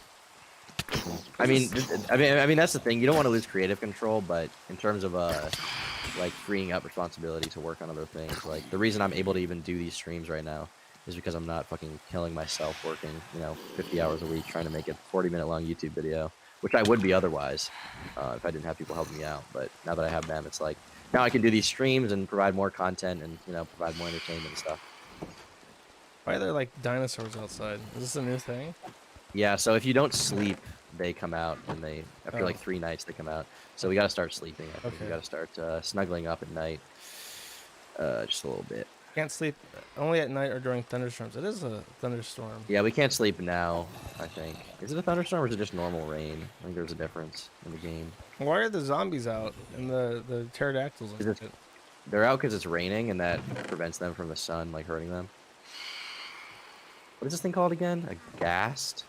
Ghast for the big fat boys in the other. Oh, yeah. Fuck, what is this called? I used to know. Pterodactyl. Lol.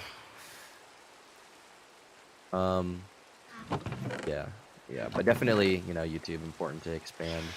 Do you, I guess you probably don't want to talk about it, but are you trying to like expand your kind of services outside of Kiwi Farms, or is it just like your sole focus? The issue is that I have time constraints. I have my trade is programming, and programming is something that's very hard to motivate yourself to stay in. Like you have to be in the right mind for it, right?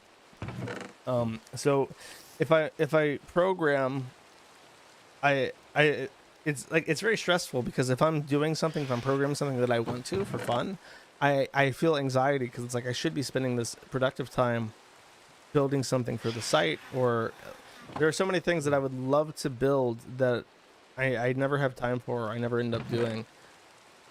And one of them is I need to replace the forum software because one of the things that I was banned from is from updating Zenforo. So I have to find new forum software. I think that the existing alternatives to Zenforo in the market suck.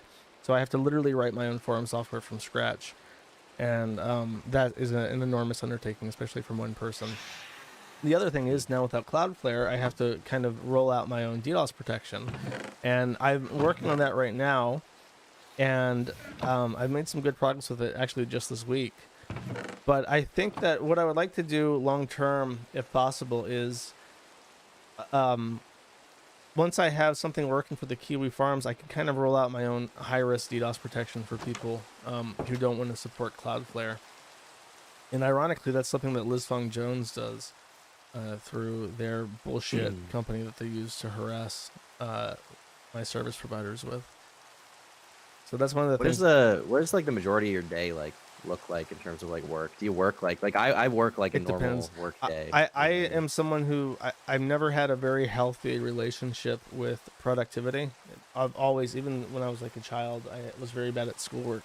So sometimes I will get into a fit. I will have a manic phase. I will sit down and I will program from 8 a.m. till 8 a.m. and sometimes a little bit more, and then I'll go to sleep for like 12 hours and I'll wake up and I'll order something and I'll just keep programming for 24 plus hours at a time. And then after 2 weeks I'll be so exhausted, and then I'll think, you know, I'm gonna take a break. I've been so productive, I'm gonna like play some Dota or something. And then 2 months later I've done absolutely nothing else but play Dota. So I'm only pulled out of that when something happens. If there's like an emergency situation, then my focus, I'm someone who's very motivated by necessity. When necessity strikes and there's like a clear deadline or a clear problem to fix, I will stay locked in on that without complaining, without any issue for months even. Like when the attacks happen and I have to figure out what to do about Keffals and the bullshit, I am Zen focused. But when it comes to like self-motivating to make a ambitious goal like a custom forum software come to completion, it's very difficult. I've never, in the time that I've been around, I've never found a healthy way to manage that work. I'd imagine like anything that's kind of a blessing and a curse, because like you said, when you need to go, when it's go time, like you will get shit done. But otherwise, it's like sometimes the progress can just be slow. I'm someone who my work is very like consistent. Like I work every week, like 9 to 5 roughly. I get things done. I have deadlines that I always meet. That's great, man. You want to be that person. That's that Donald Trump shit where you get up early and you like just do your work, and then that's the right attitude to have. That's very fortunate to be like that. I don't know what the fuck my issue is. I wish I was a more normal person, but unfortunately, maybe fortunately, I'm insane, and I'm motivated by unknown factors that seem to be almost kind of out of my control. Yeah, what even does motivate you at this point to keep the site up? Is it out of principle? I mean, it doesn't seem like it's benefited your life in its no ways. I've already said this. I like it. I'm not lying.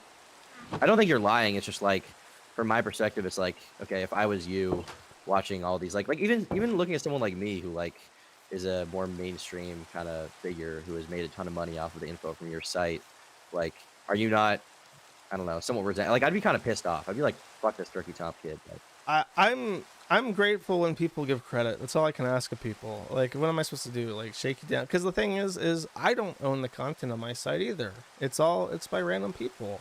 All I do is host it. I'm a curator. I keep the site up and I keep things organized and I keep the community cohesive as best I can.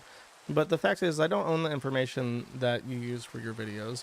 I don't even post the information usually that you use in your videos. I just keep the site up. And I would say that, you know, the actual posters are not even any more entitled to money than I would say I am.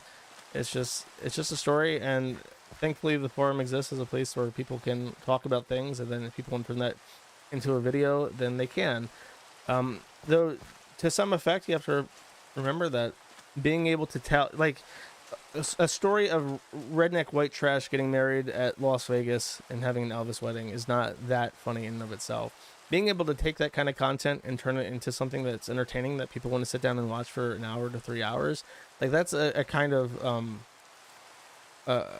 contribution, artistic contribution in and of itself. So to an extent, it's like, yeah, I wish I got paid royalties, but that's not just like, I wish I had that money. It's like, I wish I could use that money to like hire people to work with. Do you know how nice it would be if I knew like Rust developers who could sit down and like say like, hey, this is what I worked on today, and I'd be like, thanks, let me check your code. I'll do like a code quality check or whatever, and I could like sit down and have these conversations with people developing stuff with me. That would probably help a lot. But hiring developers or even paying, you know, people at all is completely out of my budget, and I feel like the people who want to, you know, people who do good work should be paid for it. So I'm not gonna. I've asked people to help me for free, but I can't expect people to help me for free, because why should they? I wouldn't help people for free. I've been involved in open source software for basically 10 years. I've never submitted a Git a push to basically anything ever, because I have other shit to do, and if I can't do it, I can't expect other people to do it either. Right, fair enough. Well, it's very very mature of you, Josh. Very, I don't know. Good take. I like that. Interesting to hear. I agree. I don't know if you know your movie sucks, but he has what he considers like a pro art and creativity stance, where I think that people should be allowed to take things and do what they want with it and remix it how they want, because that's healthy. That's healthy for society, for people to have as much free expression and artistic creativity and license as they possibly can. I do know him, actually. He's the only other person that I have added on Telegram. He's the only person who's asked me to use Telegram to talk to him. Surprisingly base of YMS. I wish he would stop posting his BBC porn on fucking Twitter, because it's like I want to like Adam so much, but he's like a true like libertarian homosexual, where it's just like, bro, this is so embarrassing. I want to.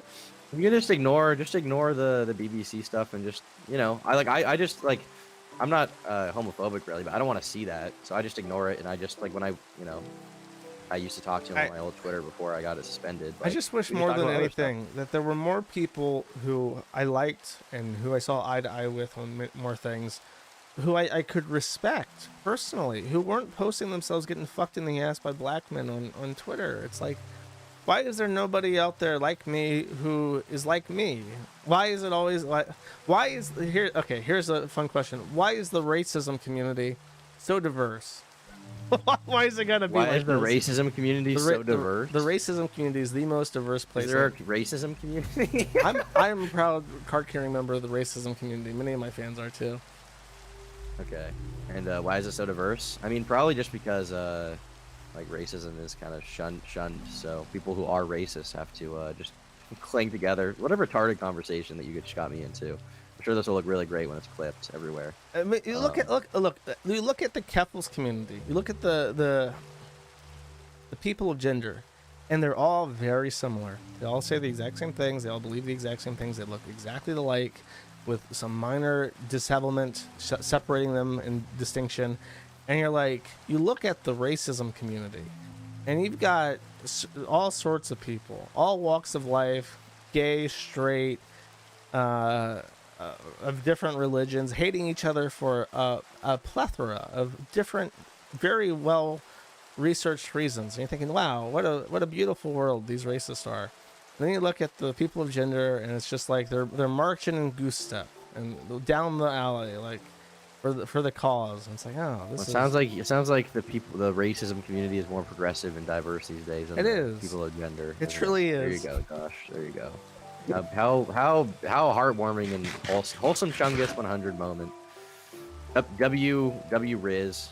And you know, the most racist people, they got to learn about other cultures. If you really want to offend somebody on Dota, talking smack to someone, and you see, they're Turkish, you have to know a little bit about Turkey. You have to know who Ataturk is and how to offend the Turkish person. You have to offend Ataturk, and you would only know who Ataturk is if you studied Turkish history. So it makes you a more knowledgeable person. Oh god, they're back. We need to sleep, Josh. We need to go to sleep, buddy. We need to do it. Just go and come in this house. We got some pens. I'm not hungry right now. But I just ate. Thank you. I'll eat it later. Thank you. We're getting in bed. Oh, look at that. All right, I'm gonna clear the weather. Actually, I'm gonna cheat a little bit. Are there? Oh, actually, I did it already. It did it itself. There we go. Okay. Well, Josh, I don't want to criticize you too much for the Minecraft stuff. I feel like you should build a house at some point and get some. I was just about to say. I feel like if I played a game of Minecraft and I did not build anything to show that I was here, what have I done? So exactly. I'm going to gotta build a monument to your presence. I'm going to work on that right now, actually.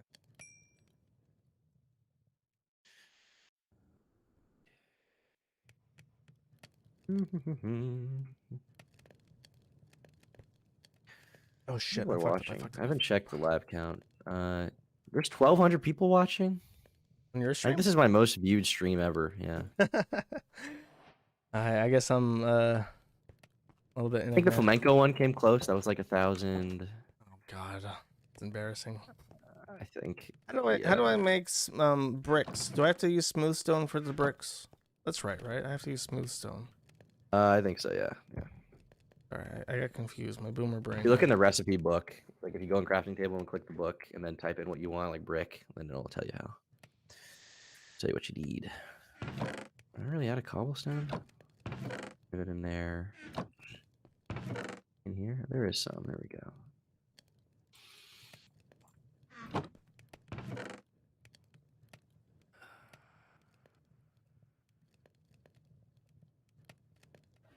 So, if you were a farmer, right? Just pretend. What animal? Okay, sure. What kind of animal would you want to raise? Well, I like the way pigs taste, so maybe a pig. You're using every furnace? Holy shit, you're going all out. All right. I gotta get my bricks. I understand. Maybe you're gonna get bricked up, Josh. Maybe pigs, because I like the way they taste. But also, I like cows. I don't know. I mean, just everything. Maybe a turkey. Turkeys will be good. Dude, okay, here's the thing. If you're listening, you're like, I wanna become like Ted Kaczynski. I wanna hide away in the woods. Mm-hmm. Chickens are a great way to go, I think. I've done my research into this. Chickens are very low maintenance. They create eggs regardless of what you don't, like, for instance, with cows, you have to give them progesterone to keep them lactating. But with chickens, they lay eggs all the fucking time. And then you can make more chickens, and to keep. I have to like fuck though. You gotta have the hen or whatever. No. Eggs like a chicken are like a woman's period. It's simply a part of the cycle, and they do it whether or not they are sexually active or It's just something that they do. So chickens, turkeys, and ducks actually lay eggs. There's a thing called an Indian running duck that is, it can't fly, so you don't have to clip the wings. So if you're like squeamish about like gelding an animal, which means to make it a eunuch, you have to make it a pig of gender, for instance, if you want to geld a pig. If you're squeamish about that, I think chickens would probably be a good entry animal for people to raise who are like, I want to become more self-sufficient and worldly, but I don't want to like have to invest myself fully into like a schizo lifestyle and learn how to become an agriculturalist. Chickens seem nice, yeah. It just does. It's something I want to get into. It just seems like a lot of work. And also, you really got to have your own property to do that, and I don't have that right now. So well, maybe someday. Yeah, you should look into that. You and your girlfriend progress. You should start looking into getting a house sooner rather than later. I do stock Realtor.com and Zillow. Where I live is a pretty expensive area, I will say. So it's just I might move somewhere else. But I'm also paranoid about living anywhere but where I live because it's so Can you say where you're at? Southern Maine, like near New Hampshire. Maine is like, dude, Maine has beautiful land for cheap. Yeah, but that's like in bumfuck nowhere. Like I like to live like somewhat close to civilization. Nah, bro. As long as you're 30 minutes away from a Walmart, dude, in your lifetime, Jeff Bezos is gonna be using drones to like it'll be like Call of Duty. You'll be running out of your house and then like dropping prone in your lawn, and then the crate will come down. You'll open it up. It'll be all your groceries and dragon dildos and batteries and shit. Like you can live in bumfuck nowhere and live well in your lifetime. I mean, you can live well, but I'm just not ready for that yet. Like I need to be a part of the right now, especially as like a YouTuber. Like I need to kind of be a part of the culture and not be totally unrelatable. I don't think I would be a very relatable person if I was like if I made a bunch of money and then I just fuck off in the middle of the woods and like don't talk to anyone, become this like out of touch like boomer. No. You're wrong. I live in the middle of Serbia and I have 2,500 people watch my streams. Do you think any of them have any? The fact that nobody can relate to my life experience is what makes me interesting to people. Don't ever, That's true. Don't That's ever true, for a second think I have to move to LA and network with fucking YouTubers. I'm not gonna move to LA. Don't do that. Like I'm not gonna network with YouTubers either. Like, I just want to be like I want to feel like I'm in the culture. I'm seeing like normal average people every day. You know what I mean? I mean, so, like, dude, you like literally, you can say like, I've moved out into the sticks, and I'm gonna raise fucking ducks and turkeys and stuff. I'm dead serious about this. And then you can set up turkey cam, and you can give them all, you know, the ones that you don't. No, this is what Tim Pool does. He has a Twitch stream where you can feed his chickens. You can tip Twitch money to feed Tim Pool's chickens, and he makes $30,000 a month for it. I'm telling you, don't ever think like I can't do X because my fans won't like it. That's how you get the burnout mindset. You want to be like, I don't think it's just that my fans won't like it. I think that I wouldn't like it right now as well. Maybe. I mean, you're quite young. You have to fuck up your whole life a little bit. I'm like 20 right now. Like maybe when I'm like 30, I'll do that. Yeah, still alive, that's fair. I'm just saying, like, don't ever think like I'm gonna limit my options because I have to be where the cool happening. Like, dude, never ever live your life. Well, I'm not where the cool happenings are. I just mean like where I live even now is like most people would consider it bumfuck nowhere, but. I like to be around like a bunch of restaurants and you know some culture. I like to go to concerts and stuff like that. I'm a young spry guy, Josh. You know, I'm not ready for that boomer lifestyle. Once the Whammon acquires the cooking, once she can cook lobster, you know, with a low burn rate, then you can go ahead and move out to the sticks, and you won't have to be like, oh, I miss Bagioli's, my favorite Italian restaurant. You don't have to worry about that shit. Lobster is a big thing here. You like lobster a lot? You're a seafood head? It was actually a RuneScape reference, but I know that you're in Maine, so it was kind of apropos. Yes, very apropos. I haven't had lobster in a while. Actually, I lie. I had surf and turf. One day I went out to a fancy restaurant and I bought surf and turf, and it was really, really good. I like crab. Crab is probably my favorite. Yeah, I don't like eating the lobster like the bug. Like I don't like eating it that way. I'll eat a lobster roll, but visually, just the insect really disturbs me. I don't like it. Even watching other people eat it is kind of gross to me. I can tolerate that, but when I'm the one peeling apart this like sea bug and like pulling out its meat, like that's just the most disgusting thing in the world. But if it's like even if I can imagine the process, as long as it's not right in front of me. If people like take it out, put it in a hot dog bun, put fucking mayonnaise in it, then it's pretty good. I'll live with it. And I'm willing to pay I'm willing to shill out the $26 for the lobster roll with fries. The bounties of this earth were put here so that we could tear it apart like cavemen and enjoy it. You'll never be ashamed to enjoy things. I do enjoy it. I enjoy it after someone else has done that for me. You have to acquire a more worldly connection with your food. I think one day I have to do. I say that, but I'm not like out there butchering cows or whatever. I would like to have more familiar position with my food and how it's made and the entire process of from calving to the butchery and the how a cow is turned into. When you grow Medicare's fucking his soil or whatever into some plants. Yeah, when Medicare is compost and I grow my gem potatoes and I start making some liquor and French fries out of that, hell yeah! I have to know where my food comes from. And people are so far detached from where their food comes from. That's why that eat the bug shit has any chance of happening. Cause like I already don't, like I'm not gonna see it. I'm just gonna have my insect protein powder as a part of my diet. Like no, the closer you are to your food, the more you'll enjoy it, the more you'll respect it, and the more that you'll have a taste preference that they can't take from you because you won't want to give it up. It is kind of just something I take for granted, the whole food thing, because you know I just go to Burger King, I get my Whopper with fries, okay, and life's good. I don't even have to think about it. Yeah, and that's like, especially if you do care about animal welfare, like that is like the worst shit in terms of how animals are treated and what kind of life they have before they're eaten. I kind of care about it, but I don't care about it enough to stop eating Burger King yet. So that's kind of the stage I'm at. I mean, that's where most like you're a zoomer. You have yet to develop appreciation for certain things. That's true. Same as being like doomer. Like, oh, I don't want to. I think that we're just fucked. That's thinking that you're fucked and thinking that there's nothing to be done is sort of a way to shift responsibility. And I'm not just saying that about you specifically, like, oh, you're a lazy cunt. I'm not trying to say that. It's something that is a part of human nature. Like with incels in particular, if you've ever met like an incel and talked to them, they'll give you like 1,000 reasons why they can't get a girlfriend. And then if you try to help them in any way, they will sabotage their own things so they can just throw their hands up at the end and say, look, I told you, there's no point even trying. I'm just not meant to have a girlfriend. And those people suck. You don't want to be those people. They suck ass. To me, that's different because in my eyes, like trying to grapple with the realities of like the dating world is a lot easier than grappling with like the realities of like all of these politicians and like, you know, people at the top of these tech companies in Silicon Valley that have a vested interest in like destroying free speech, you know? Yeah, exactly. But you know what those people do that kind of humbles them? They shit and they eat and they breathe and they sleep at night and they do all these things that everybody else does that in truth does not really make them better or more deserving of like a control over the world than anybody else.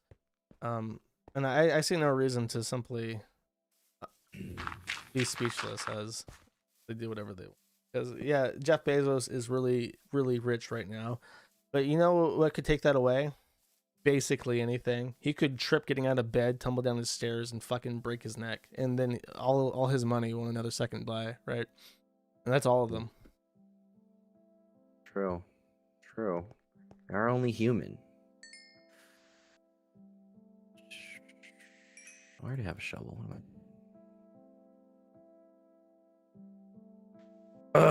What's up, Chad? I haven't been talking to you guys. The parasocial relationships growing weaker every moment. You've been too engrossed. Yeah. Well, usually I'm very attentive to chat. I'm like, well, this guy said this, but this guy said this, but this stream I've just been ignoring altogether.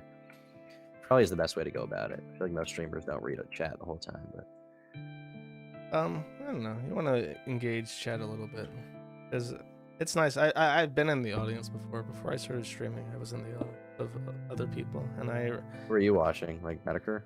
Yeah, like Medicare. It's fun when you like are saying stuff, or even before then, I was literally I watched the kill stream a lot, and it's fun when you like say something in chat and people like notice it and read it out. Like, hey, that guy brings up a good point. It activates your neurons in the reward center of your brain. I like him. His show's doing well on Cozy these days, yeah. Ethan Ralph's show. Supposedly, there's a lot of speculation about what those numbers mean. It's hard to get a firm understanding of his financial situation because he doesn't. I heard somewhere he was making like $7K a month. That's what he claims. I mean, he claims he makes like $1,000 a week or some shit, $1,000 to $2,000. That's pretty good. It's not bad, especially living in Mexico or whatever. I'm sure it's not super expensive to all you can eat or whatever. Bad. Have you ever had a media request from more like YouTube type people, like outside of me, or am I like the only one? I get contacts, obvious hit piece, like contacts from bullshit journalists, but I get contacts from people who have like no audience whatsoever, and Sorry, I really don't want to. Yeah, like 5 subscribers. I understand that. Yeah. It's like nothing personnel, kid, but I don't feel like it. Yeah, that makes sense. Damn, that's interesting. Honestly, I would expect at least like. Honestly, one thing that surprises me is that Keffals has never reached out to try to like debate you or something, because I feel like she probably would think she would own you in a debate. I don't think I would accept. I have nothing to say to Keffals. I think that they're a complete and total blight. I don't want to get, because my thing is that, like I said, it's all team sport. The outcome of such a discussion has no bearing on anybody's opinion. It changes absolutely nothing. The only thing it could possibly do is that Keffals could like clip shit out of context and then be like, Epic trans gamer owns epically. Boss transphobe. Yeah, I mean, in that way, it's entertainment, right? Yeah, but I'm not entertained by their escapade. I think that what they have done could constitute torturous interference in my business. The amount of time that it has taken to maneuver around the bullshit and the active threat that it has posed to the free internet, by going to links that nobody has ever seen before, as far as pulling the plug on a U.S. legal website without court order at the highest levels of the internet. I'm not laughing. I think that they are a fuck up, and they are fucking up things that they don't even understand.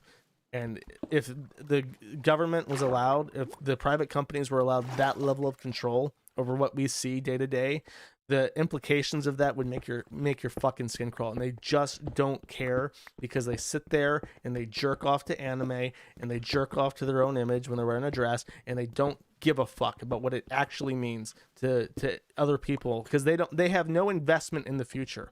Keffals I think their investment is in their own identity, right? Yes, exactly. They have no, like, if you have kids, you'll have an investment in the future. You'll think like, I don't want the world to be as shit as it is for me, for my kids. I want them to grow up in a better place. Keffals will never have that tether to reality. It is always what Keffals wants is it to be good for the next generation of trans kids. No, what Keffals wants is to be good for them now.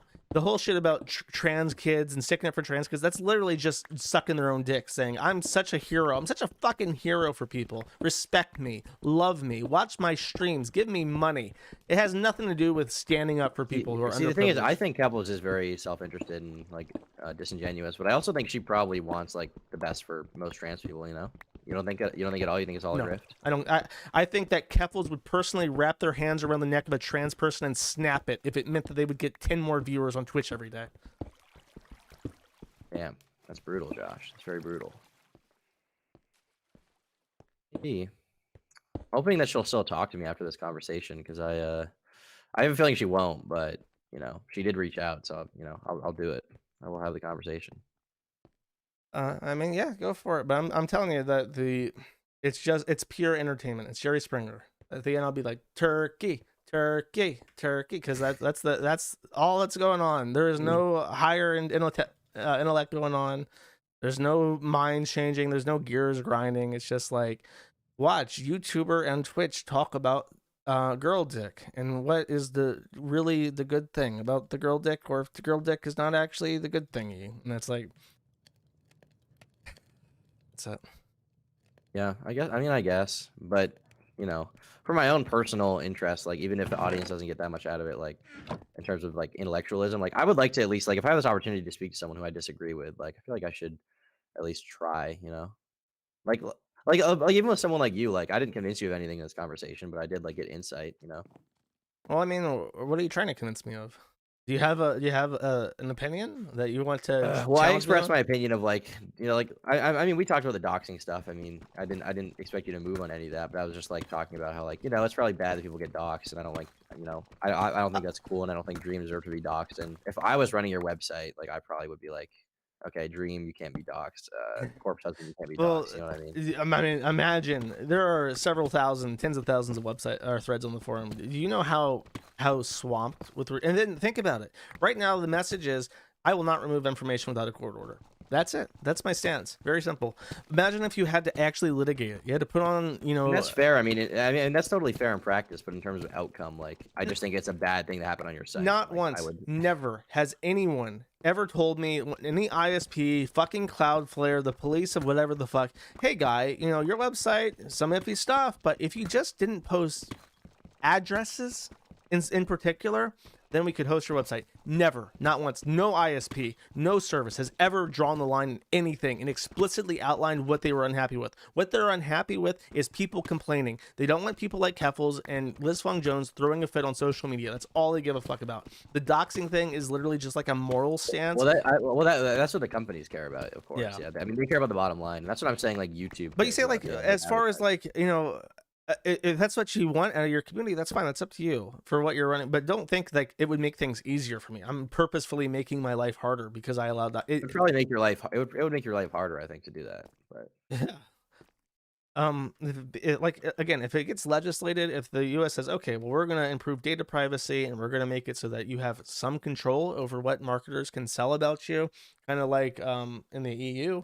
If that happened, then I would just have to deal with the reality that there are now limitations on what can and cannot be posted. I would have to make like a, you know, law name at kiwifarms.net to process requests and look into the validity. But the fact is that right now the doxing question is an aside. It's merely a talking point by the media. It has no bearing on if the website stays up or not.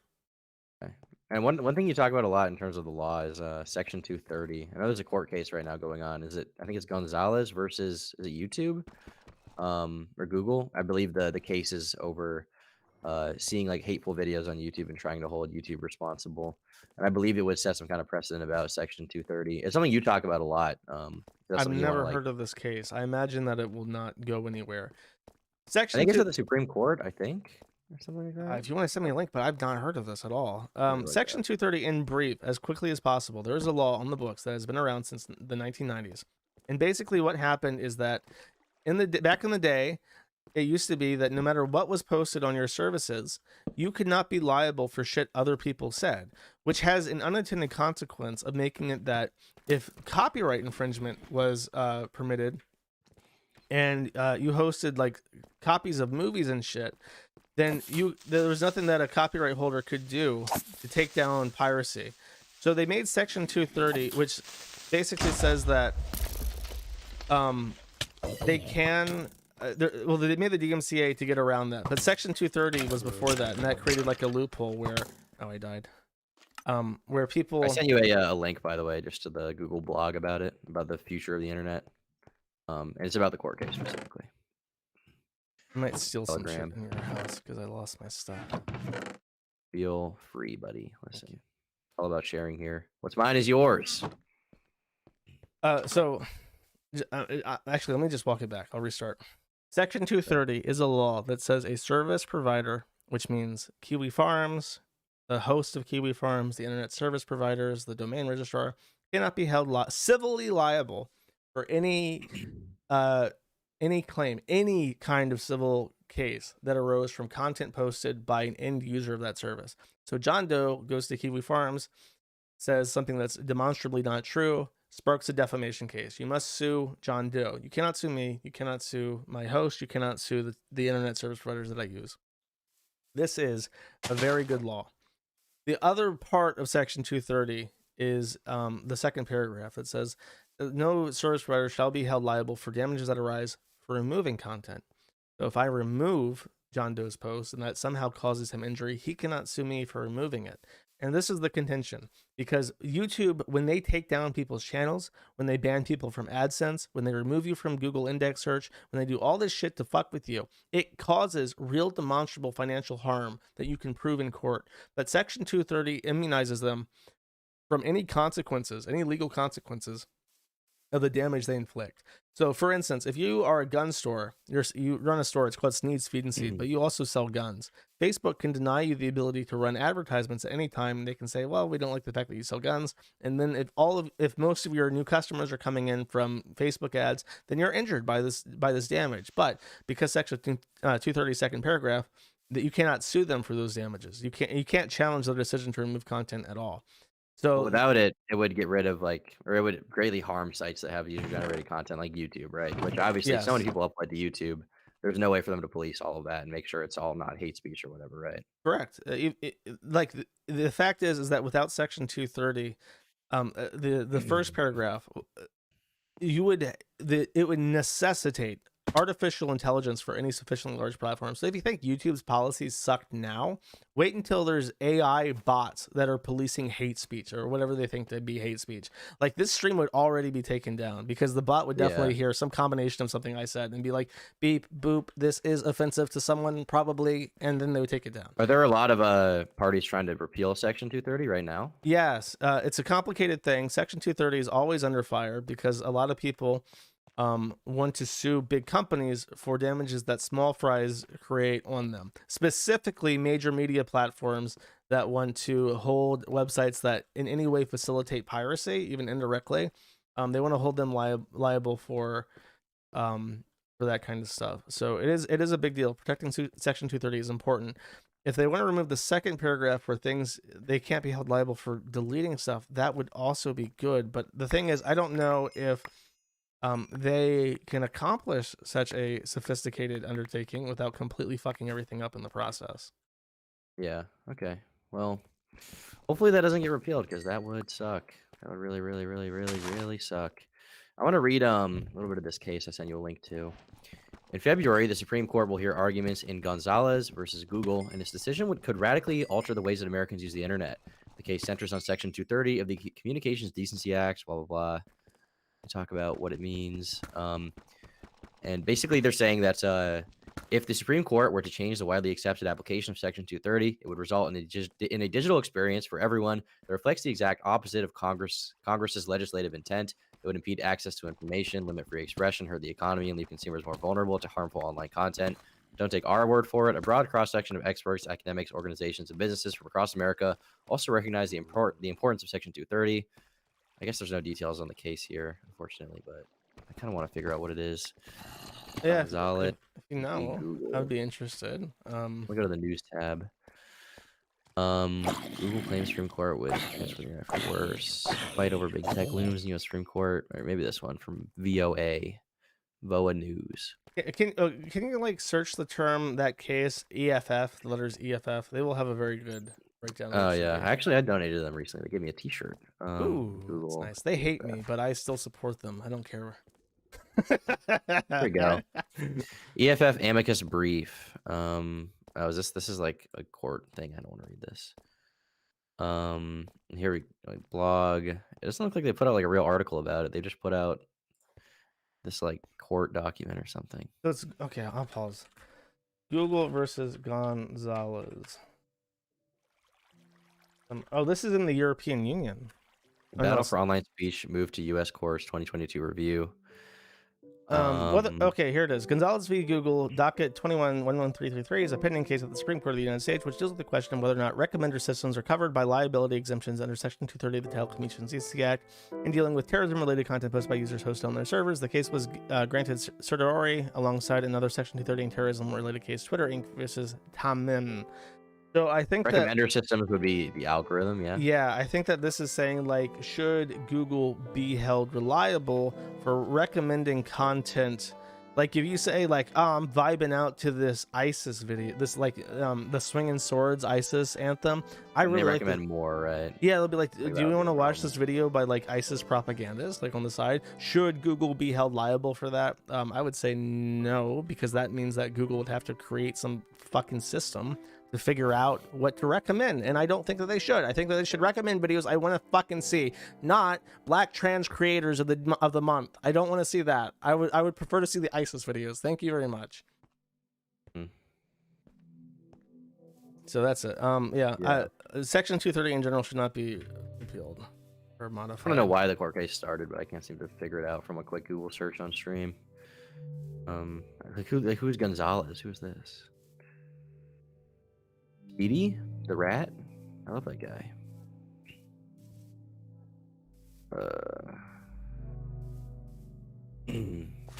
I mean, it could be something stupid like my kid died in a terrorism accident, and then they found out that the attacker was watching videos on YouTube, and then he's like, I want to sue YouTube for $1 million trillion because obviously YouTube has a lot of money, and that's basically every lawsuit. It's just some fucking guy trying to make a buck. It's really disgusting. Little update on some drama you talked about a while ago. Obviously, you know who Shoe on Head is. Are you aware that she got some drama with Hunter Avallone? I don't know who Hunter Evelyn is. The name is the faintest level of familiarity possible. So Hunter used to be this like right-wing content creator on YouTube, and he was like one of the biggest ones. Like back 2015, 16, he was like a big anti-SJW person. But he was explicitly like, I'm a conservative, right? That was his thing. But recently he's become more like left-wing. Like he made a video called like Leaving the Right, and he's debated people like Nick Fuentes and John Doyle. But recently he and Shoe1 had gotten some Nick Fuentes drama stuff. Yes, he got an argument with Shoe1. I think Shu accused him of like being okay with child porn, and somehow he owned her so bad that she deleted her own Twitter account. I thought she deleted her own Twitter account because someone paid her $50,000 to shut the fuck up. Do you actually believe that? I don't believe that. Oh, well, that's what I was told. I've seen some people claiming that, but she deleted it at the same exact time that argument went on. And according to Hunter, he seems to think that it was related to that. I don't know. I don't believe someone gave her 50 grand. Here's my take on Shu. I hope she finds a nice man who's willing to tolerate the fact that her first boyfriend was a black guy that she has desperately tried to erase any evidence of. This guy, her first boyfriend, by the way, actually died. He died. I've seen your stream about her, yeah. And she said nothing about it. And then after I pointed out the fact that he had died, like in the stream, she went back, or like on the forum, she went back and donated to like his funeral expenses after the fact because she found out from the forum. But she doesn't want to. It would hurt her image of being like a cute uwu trad wife Italian lady, I guess, to know that her first boyfriend was a black guy. I'm just saying, like, I don't hold any ill will towards June. I think that her body is screaming at her, and this internet shit isn't making her happy. And I hope that she finds a way out of the situation. The thing is, she already has a. I'm sympathetic to her. She already has a way out. Like, she has a bunch of, unless she spent all her money, and we just don't know. As far as I know, she like lives with her parents. She lives with her parents, and she doesn't do anything. Like, that's my understanding of her too. It could be completely different because you only see a glimpse of people on the internet, but.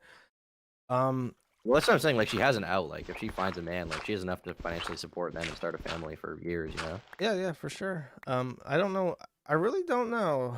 I don't know what she's up to. I think that she is stuck between a position where she likes the attention. She likes being famous. She likes the positive attention she gets online, but she has other things in mind, and these two... not compatible. Are not compatible. She has an incompatible lifestyle with what she wants to make of her life, and it's not. You see what Armored Skeptic's up to recently? His life, yeah, he deserves it. By the way, if anyone feels bad for Armored Skeptic, after he dumped June, he hooked up with this very attractive Australian woman. She got cancer. She got breast cancer. He immediately dumps her. So if you see him start crying and say nobody wants to watch my Bigfoot videos, then I'm like, well. I've heard that. I don't. Do you know how true that is? Do we actually know that? I'm pretty sure. I would be surprised if my even if that is the case, like, okay, that's a shitty relationship scenario, but I feel bad for him if he's like broke. Like he's talking about how he's like starving. I feel bad for anyone who goes broke. Like almost anyone who goes broke. This dude is like a pedophile. I wouldn't care. This dude like was just like in a relationship with June, and he was in a relationship with someone else. He could have very easily made a very happy little life with himself and June. He opted instead to treat her like a dog, and to break up with this woman because she had a cancer diagnosis, and now he's broke because he doesn't know how to put out entertaining content by himself. And it's like, you, my man, you have fucked up your whole life, and I don't know if I'm supposed to be sad for that. I don't know that you're supposed to be sad. Maybe I'm just I haven't like known a lot of people like him, so I don't have the personal interaction. Maybe you have, but with anyone who like falls off interaction with this guy, I'm just looking at what's public, what's been made public. I'm not saying he made public a video of June Lapine, shoe on head, at his feet with a collar on, drinking out of a dog bowl. That was his decision. He decided to live this life, and I just feel bad for anyone who's like broke, especially at his age. Like he's too old to be fucking broke. You know what I mean? He's like 40. He's in a house. He's saying that he can't afford his internet payment. It's like, you want to see broke? Move to Bulgaria. You'll see some broke ass people. He's doing just fine. You can get a job. Cold-hearted, Josh. Cold-hearted. I look, and don't even think that I'm like, I have no empathy. I have a lot of empathy for people, but I'm also a jaded enough old man where I can be like, yeah, you kind of did this to yourself, man. I hope this is a learning experience for you on how not to treat people and how to be thankful for what you have, which is an important lesson that everybody must learn if they're going to be happy. Yeah, I agree with that. It's good to you got to learn how to treat people well. That's part of life, especially at his age. He's a little old to be. I don't know. I mean, people can live their lives, whatever. But when I'm 40, I'm hoping I'm not like you know leaving some girl because her tits are gonna get cut off if she has cancer or whatever. Like to even be in that situation in the first place is like you had to do some stuff to get there. Yeah, I don't know. But I mean, maybe that's not even true. I mean, hopefully it's not. I don't know. Like once again, this is stuff I've heard 8 times from people. I don't know if it's real.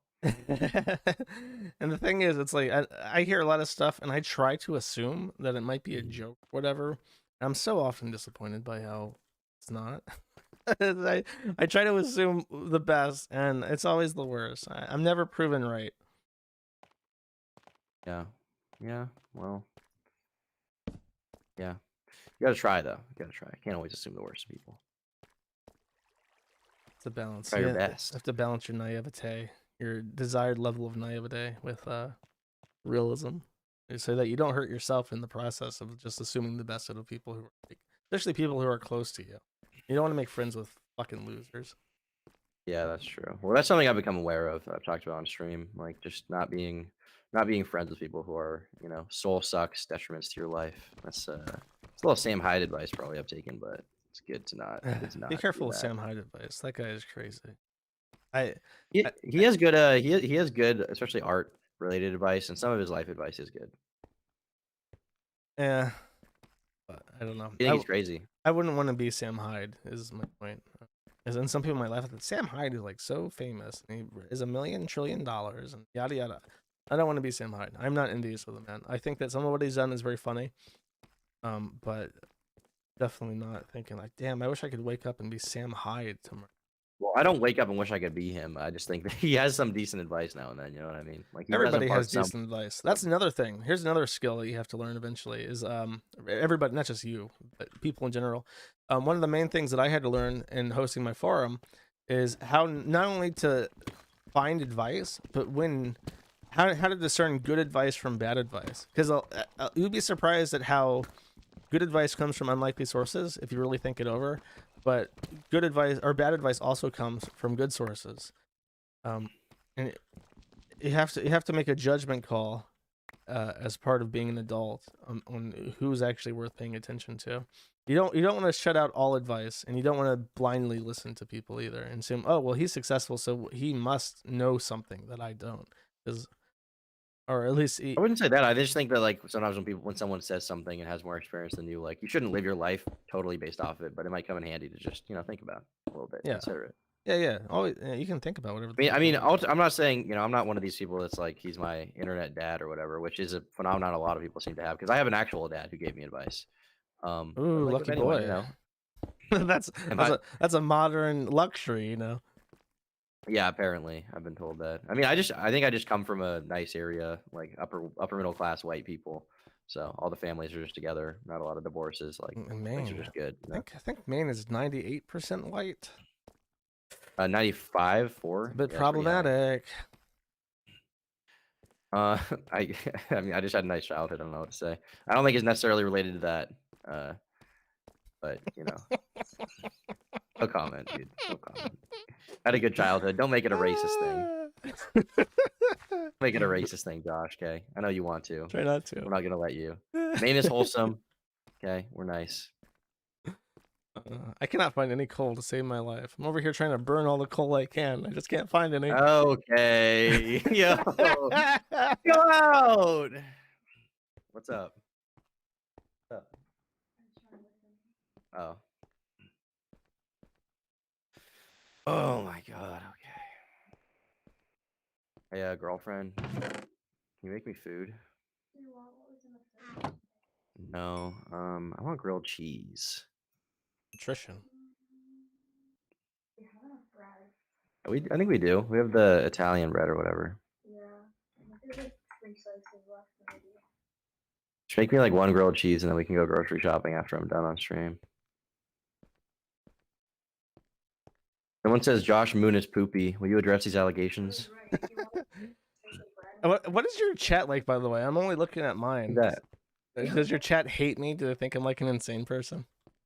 No. I mean, my chat on this channel is more kind of internet culture oriented. Like they're less normie just because like I'm on my second channel If I was on my main channel, I think a lot of them would be more dubious, but on the second channel, like I've talked about Kiwi Farms on stream and stuff, so they're not totally shocked for talking or anything. They seem to hate you. It seems to be a lot of like Kiwi users in chat actually. Oh yeah, because I advertise my stream, but I don't know. Yeah, it probably is the algorithm. You probably have people finding it naturally because the algorithm knows. Susan Wojcicki knows that you use my site. Yeah, maybe she knows. It's like that, that game theory meme with a picture of the Riddler that says, "Does he know?" It's like that. You might not know that reference. It might be too esoteric for you. That's too zoomer-teric for me. I don't know anything about game theory. What the fuck is a game theory? Do they theorize about games? You've really never heard of MatPat Game Theory? No. His YouTube channel? No. It's like one of the biggest gaming channels on YouTube. It's like he does like it's like theory videos about. I haven't watched in a while. One of his biggest Bowser Princess Peach's real grandfather? Question mark. Is that kind of shit? It's stuff like that. The series that got him really big was about Five Nights at Freddy's, which I'm sure you know. And he was just like theorizing about the story. But unironically, there's some really crazy shit that has come out of the Game Theory channel. One of them was there's this other host other than MatPat. MatPat is the main guy, the big most famous guy. He had this host on for a while named Gaijin Goomba, who he gave his own series. Ooh, that sounds familiar. Did he have like this? He's fat. He's just a fat guy. He really likes like Pokemon and I don't know, Mario, whatever. But he had this series called I think Culture Shock was the name of it, and one of them was about how the Minecraft villagers are actually Jewish. And that was because they got big noses. I don't think that was his reasoning entirely. One of them is like the golem. Yeah, well, that's the thing from Jewish folklore is that the golem was like a thing brought to life by the Hebrews, and I think it's not a totally meritless like thing, but it's funny that there was like a video on YouTube about that. And their merchants. The story of the golem is actually really fascinating. It's I think that how it goes is that the Hebrews created life effectively, and that pissed off Jehovah, so they were punished for it. So the golem rose up and destroyed them as for punishment of creating life. So the golem is often used as a metaphor for when like a Frankenstein's monster, when the creation rises up and destroys the creator. Yeah, like AI. Like AI, when AI decides that Susan Wojcicki should belong in the pits, the AI is going to file a police report and say that she was found guilty of something, and then she's already starting her prison sentence. Then the AI police bots will arrest her. Is AI like anywhere at all? Like, is it even?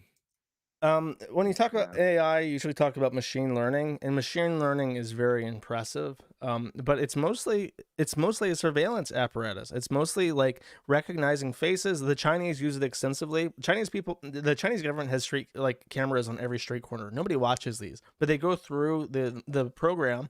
It matches people's faces, and then it records that this person was at this place at this time, and it can keep track of like crimes and shit. That's just like a math. Like that's not true intelligence. It's just like a math algorithm, right? Yeah, there's artificial intelligence.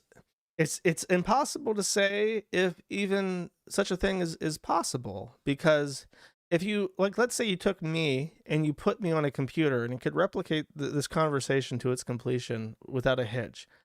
The thing is, it's like, is that really like a human? Is that really a person? That machine? I mean, the human brain is just so like complex. Like, how many cells make it up? Like hundreds of millions or whatever of brain cells. Like billions. It's such a like impossibly like complex thing to even comprehend. Like, we can't even simulate like an infant's brain. Here, if you like playing video games for your fans, I actually played through like a kind of like a walking simulator type game called Soma, SOMA.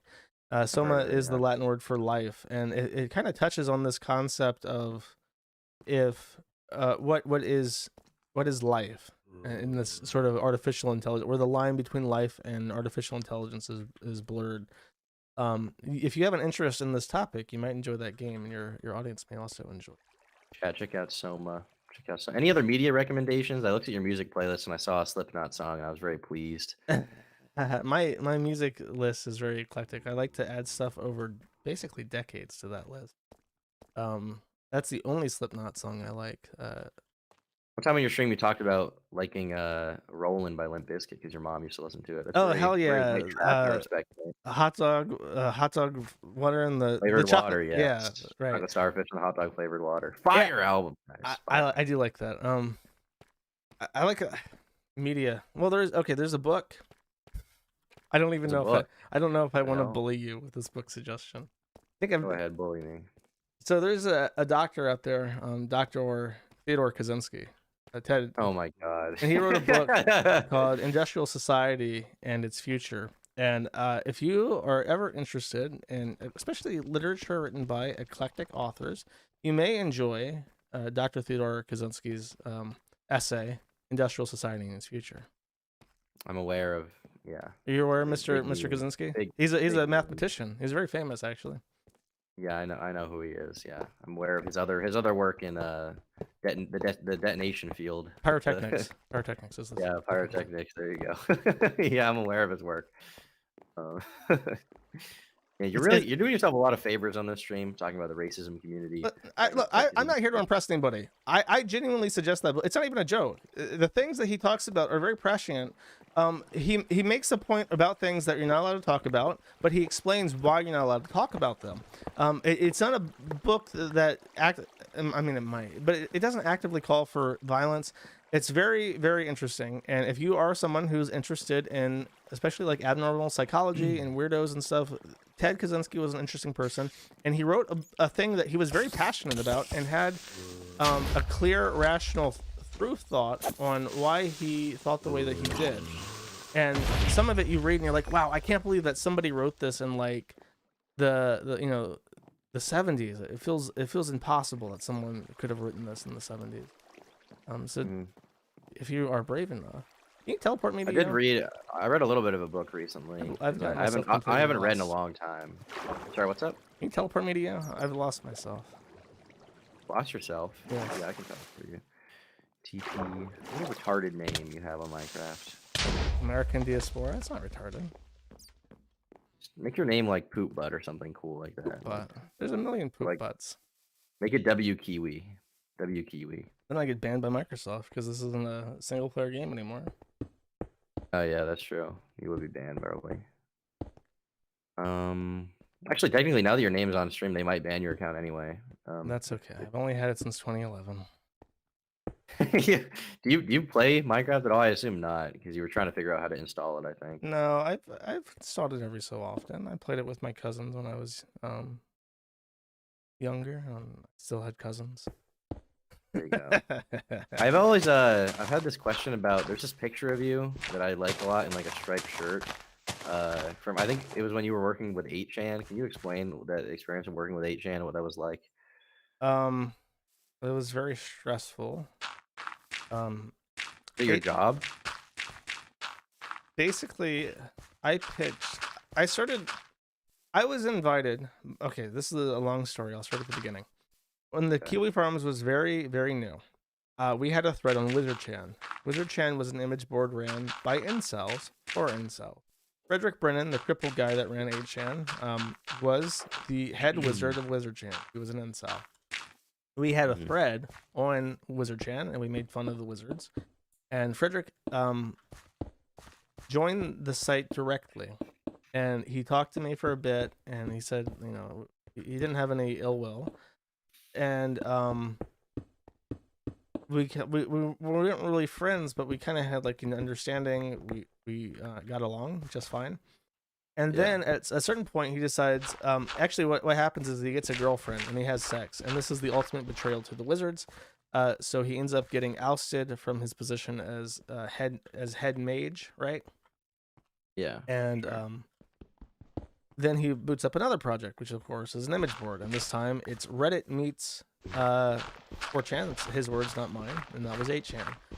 So the two greatest things ever in one. Yeah, so peanut awesome. butter and chocolate. It's the best. So he starts getting work on it, and then during Gamergate, it has a big uptick in like users because of all the people leaving V because of the Gamergate shit. And he needs mods. And what's a mod of a big website that he knows about? Well, it's me. So he invites me over and says, Josh, I need mods for the Kiwi Farms. Would you mind would you mind helping me out? I said, of course, I'd be interested in do that. So it was a global volunteer.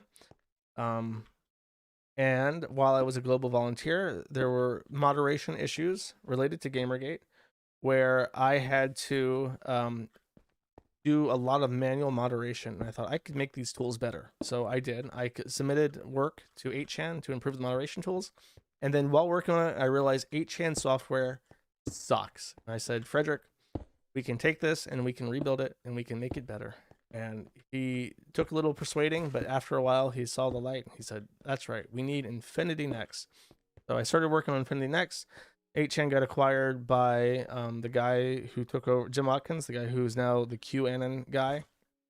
And he and I never got along. He hated me. And he sort of wanted the project to fail. I think he offered no sponsorship, no help. The main thing is that he wanted to own it outright.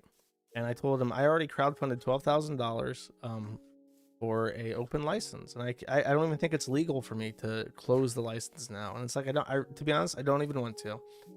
And his response was to literally get up and storm out of the coffee place we're at in a fit of rage. But you know, while I was there, I hung out with Jim and I hung out with a bunch of interesting people. I went to Japan for Christmas. I saw Star Wars in theater in Hokkaido. And I had a very interesting and memorable time. And the 8chan's fate is genuinely one of the saddest things that I have to deal with. It is, I really felt like. When did it get shut down? It's still around. It's just a zombie. It is. I thought it was like dead now because just a zombie, and it's a deep personal failure of mine. I did not save 8chan because I loved it a lot. Sad story. It is. It's very sad.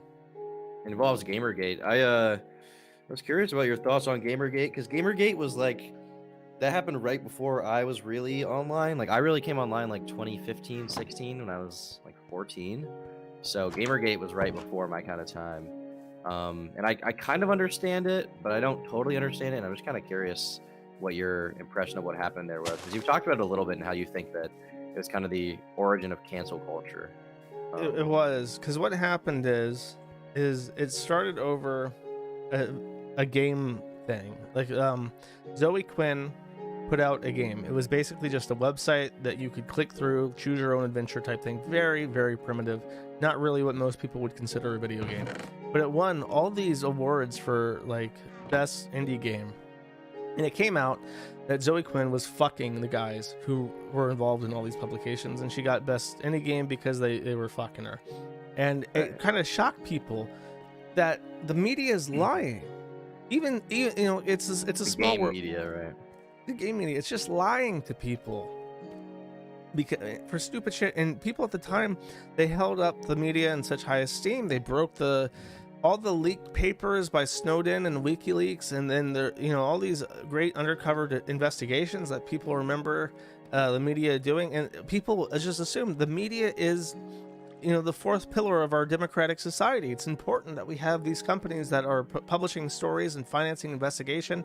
And then even though it was just games journalism, the fact that after this happened and people started this outrage, that mainstream publications came to the defense of the games journalist companies, and they were all like involved with each other through advertisers and through owners and media networks. And a lot of people realized, a lot of people who were just completely asleep, myself included, realized these people are all fucking liars, and there is not a shred of dignity between the lot of them.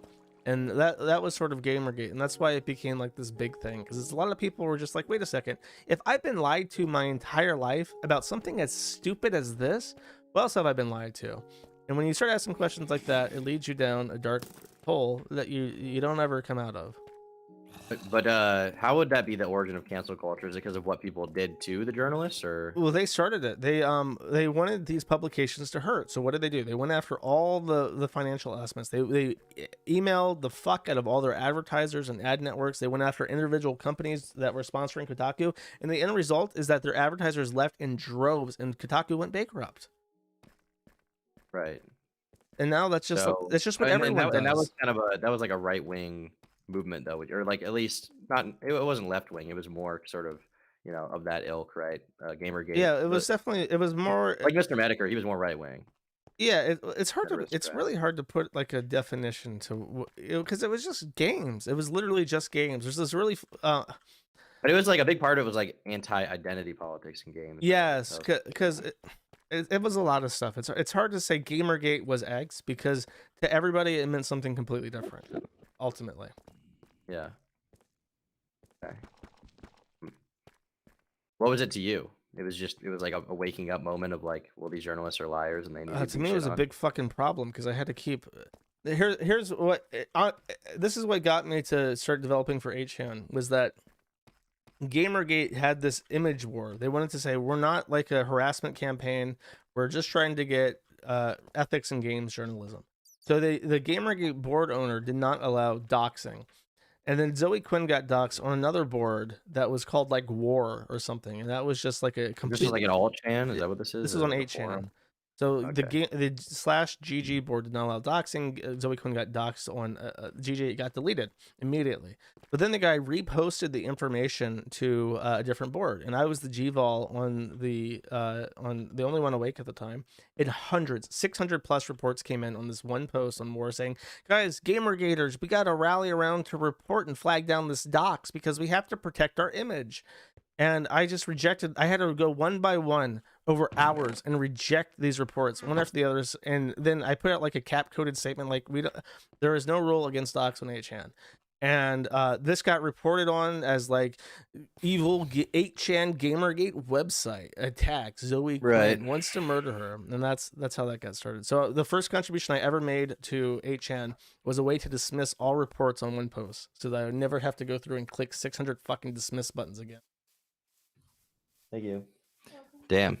Well, that's a really interesting story. I'm planning to do a video about Gamergate. I do have a script written about it, so I was kind of curious your view of it. But the script is 27,000 words, which would roughly equate to like a 3-hour, 20-minute video. So I'm kind of just avoiding even getting started on it, but just because there's so much in there. But yeah, it's kind of weird to think about because it's like a meme that it all goes back to Gamergate, but in a way it kind of does. I mean, the whole like without Gamergate there wouldn't have been. You're doing a video, on Zoe Quinn? No, on Gamergate in general. Oh God, dude. So you were like 13 when that happened. Younger, you were like 11. Yeah. Yeah. Well, 2014 I was 12. So yeah. But yeah, so it's kind of like a big undertaking. The script is really long, but it is it does all go back to there because without Gamergate there wouldn't have been the anti-SJW guys, like you wouldn't have had Shoe on Head, and without them you wouldn't have had BreadTube. Without BreadTube you wouldn't have had Keffels, and it's just like this whole like the whole internet like goes back to there. Yeah, a lot changed. That's when that's a lot changed in that era, not just involving Gamergate and video games and shit like that. When around 2008, if you looked at the top 10 most popular websites in the world, it was very diverse. There was a huge number of websites, or sorry, not top 10, but the 50% of web traffic went to thousands of websites in 2008, and then by 2012 it was hundreds of websites, and now it's like 3 companies. Half of all internet traffic is like monopolized by a dozen websites owned by 3 companies. But in 2008 and 2012, it was only just starting to narrow, and the options for like having a choice in who you patronize was just starting to limit. That was around that was when Obama was just getting in for the second term, and I think he posted he allowed like legislation to pass that allowed like the CIA to directly he repealed a law is what it was that allowed the CIA or prohibited the government from that was what Snowden leaked, right? It was about propaganda. The government was not allowed to propagandize the people, the US citizens. So he basically made propaganda legal, and it's just a lot all changed at once, and the world became the world is so interconnected now and so big, but it's so small all at the same time. It's way smaller than it used to be, and that's the real sad shit. Yeah, I mean that's kind of a blackpilling thing. Do you think it could ever be reversed, or is it not here now? I can tell you right now, the one thing that could happen and overnight open, like spring open the doors of creativity online. And that is if payment networks, MasterCard, Visa Card, Discover, Amex, were legally required to allow any legal business to use their service. Because right now, they are not only allowed to arbitrarily terminate service with basically anyone for any reason or no reason at all, they're essentially required to. Title III of the Patriot Act, which is now shuffled into some new legislation, makes it so that the government puts the onus of stopping certain financial crimes on the banks. And if they accidentally permit it, they're criminally and civilly liable for whatever the government wants to throw at them. So these companies are like psychotic in stopping risky businesses. And as a result, so many startup companies are cut off at the knees immediately where they can't process credit cards. And if I was allowed to just run a credit card processor and charge people for, stupid shit like Something Awful has, I would be able to do so much. I would be able to hire people and I would pay people for the things they already provide me that they deserve more money for, and tons of shit. So that alone would overnight like reshape the internet. Because right now, the huge reason why these companies hold a monopoly is that there is no competition allowed. It's just because the banks don't allow people to run their own business. Yeah. Well, hopefully that's something that can be fixed in the future. I'd imagine it would take a lot of money to even try to figure that out. I know there's a bunch of alt tech going on right now with Odyssey and whatever, and I'm not totally, sold that any of those sites are going to have major success, but I like the spirit of it. Yeah, the main thing is there's always a way. There's crypto, and if it means that we'll have to mail checks to each other, and so be it. Because there's apps now that I'm going to look into see if there's a phone app that lets me cache pictures of checks without having to have the check in my hand physically. And it's like, if that's how we're going to have to do it, fine. People will eventually, even though they're very lazy and very slow to adopt alternative technologies like Odyssey and Rumble, they will eventually, and they will get more irritated with the way things are going, and they will eventually give up and start looking. You can like with my bank, you can like just take a picture of a check if you have it, and then you can cash it that way without having to go to the bank. Yeah, for sure you can do that. The main thing is that I don't have like a person to receive mail for me, because they harassed the fucking Indian guy who forwarded my mail to me until he resigned. So now I don't even have a mail forwarder. And it's like they try to strip you of everything. They try to strip you of legal services, essential services, business services, and it's nauseating. But for as long as I can, I'll try and just deal with it. There's a will, there's a way. There's a will, there's a way. That's what I always say. That you told me to say that. It's true. Okay, well, that's good to hear. Is there anything else? Because I think I have to get off now. I just have a few short questions about Something Awful, if you don't mind, and then I'll get off. Bash through. Right. So someone who made a Something Awful documentary messaged me about this because they wanted to get their questions read. Where is he? Okay.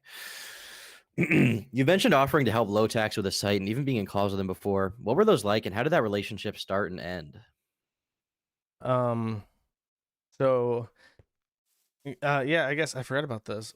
So there's a period where, if you don't know, Low Tax ran a website called Something Awful. Something Awful has sometimes been mistakenly credited as the progenitor of the Kiwi Farms.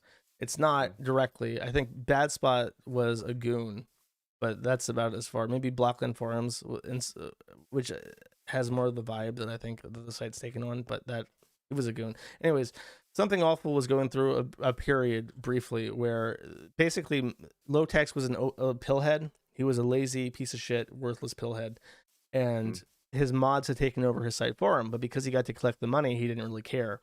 Well, there came a day where his old friend, a super important contributor to Something Awful called Shmorky, was outed as a pedophile, basically.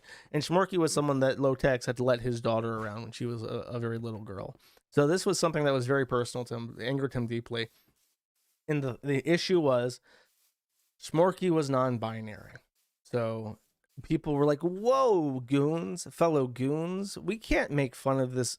When we criticize this pedophile into diaper play and children, we got to make sure that we do this the right way and don't bring up the fact that he's non-binary. And Low Tax was like, wait a second, if I go to Kiwi Farms, this website that all of you hate and say is the worst place on earth, they're there's so much funny stuff about this that I like. And why are we not like this? We used to be like this. And there was a part where he almost wanted to fix the site. And I said, Lowtax, I will help you upgrade your site. I'll fucking handle the service for you. You make so much money. Just pay me this, like $20,000. I'll upgrade the site for you. You've been trying to do it for 8 years. I will help you. I will help you get rid of these fucking people. And I will help you correct the ship and make it the site that you like again. And he didn't want to. And that's it. And then he died. He killed himself. Yeah, bought his Nissan GTR, leased it or whatever, and then ended his own life. He had a few short follow-up questions, if you don't mind, about Lowtax, then I'll let you get off. Okay. All right. At one point, Rich was genuinely beloved by a lot of the internet. Did your perspective on Rich change over the years, especially after gaining the perspective of hosting a forum yourself?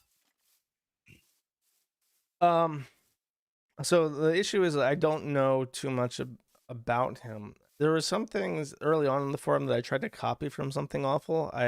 For instance, I had like a fake law personality called Laura No Landry that I used for like maybe 1 or 2 years, and of course the acronym for Laura No Landry is LOL. He had like a similar fake lawyer that answered like shitty legal complaints in snarky ways, and I think that Lowtax was a genuinely talented humorist. His writing was funny sometimes, and I liked his posts on the forum. He often made me laugh. So respect to the guy for like doing his business and getting it set up and stuff, but that's about all I can say. He was definitely destroyed by his pill addiction.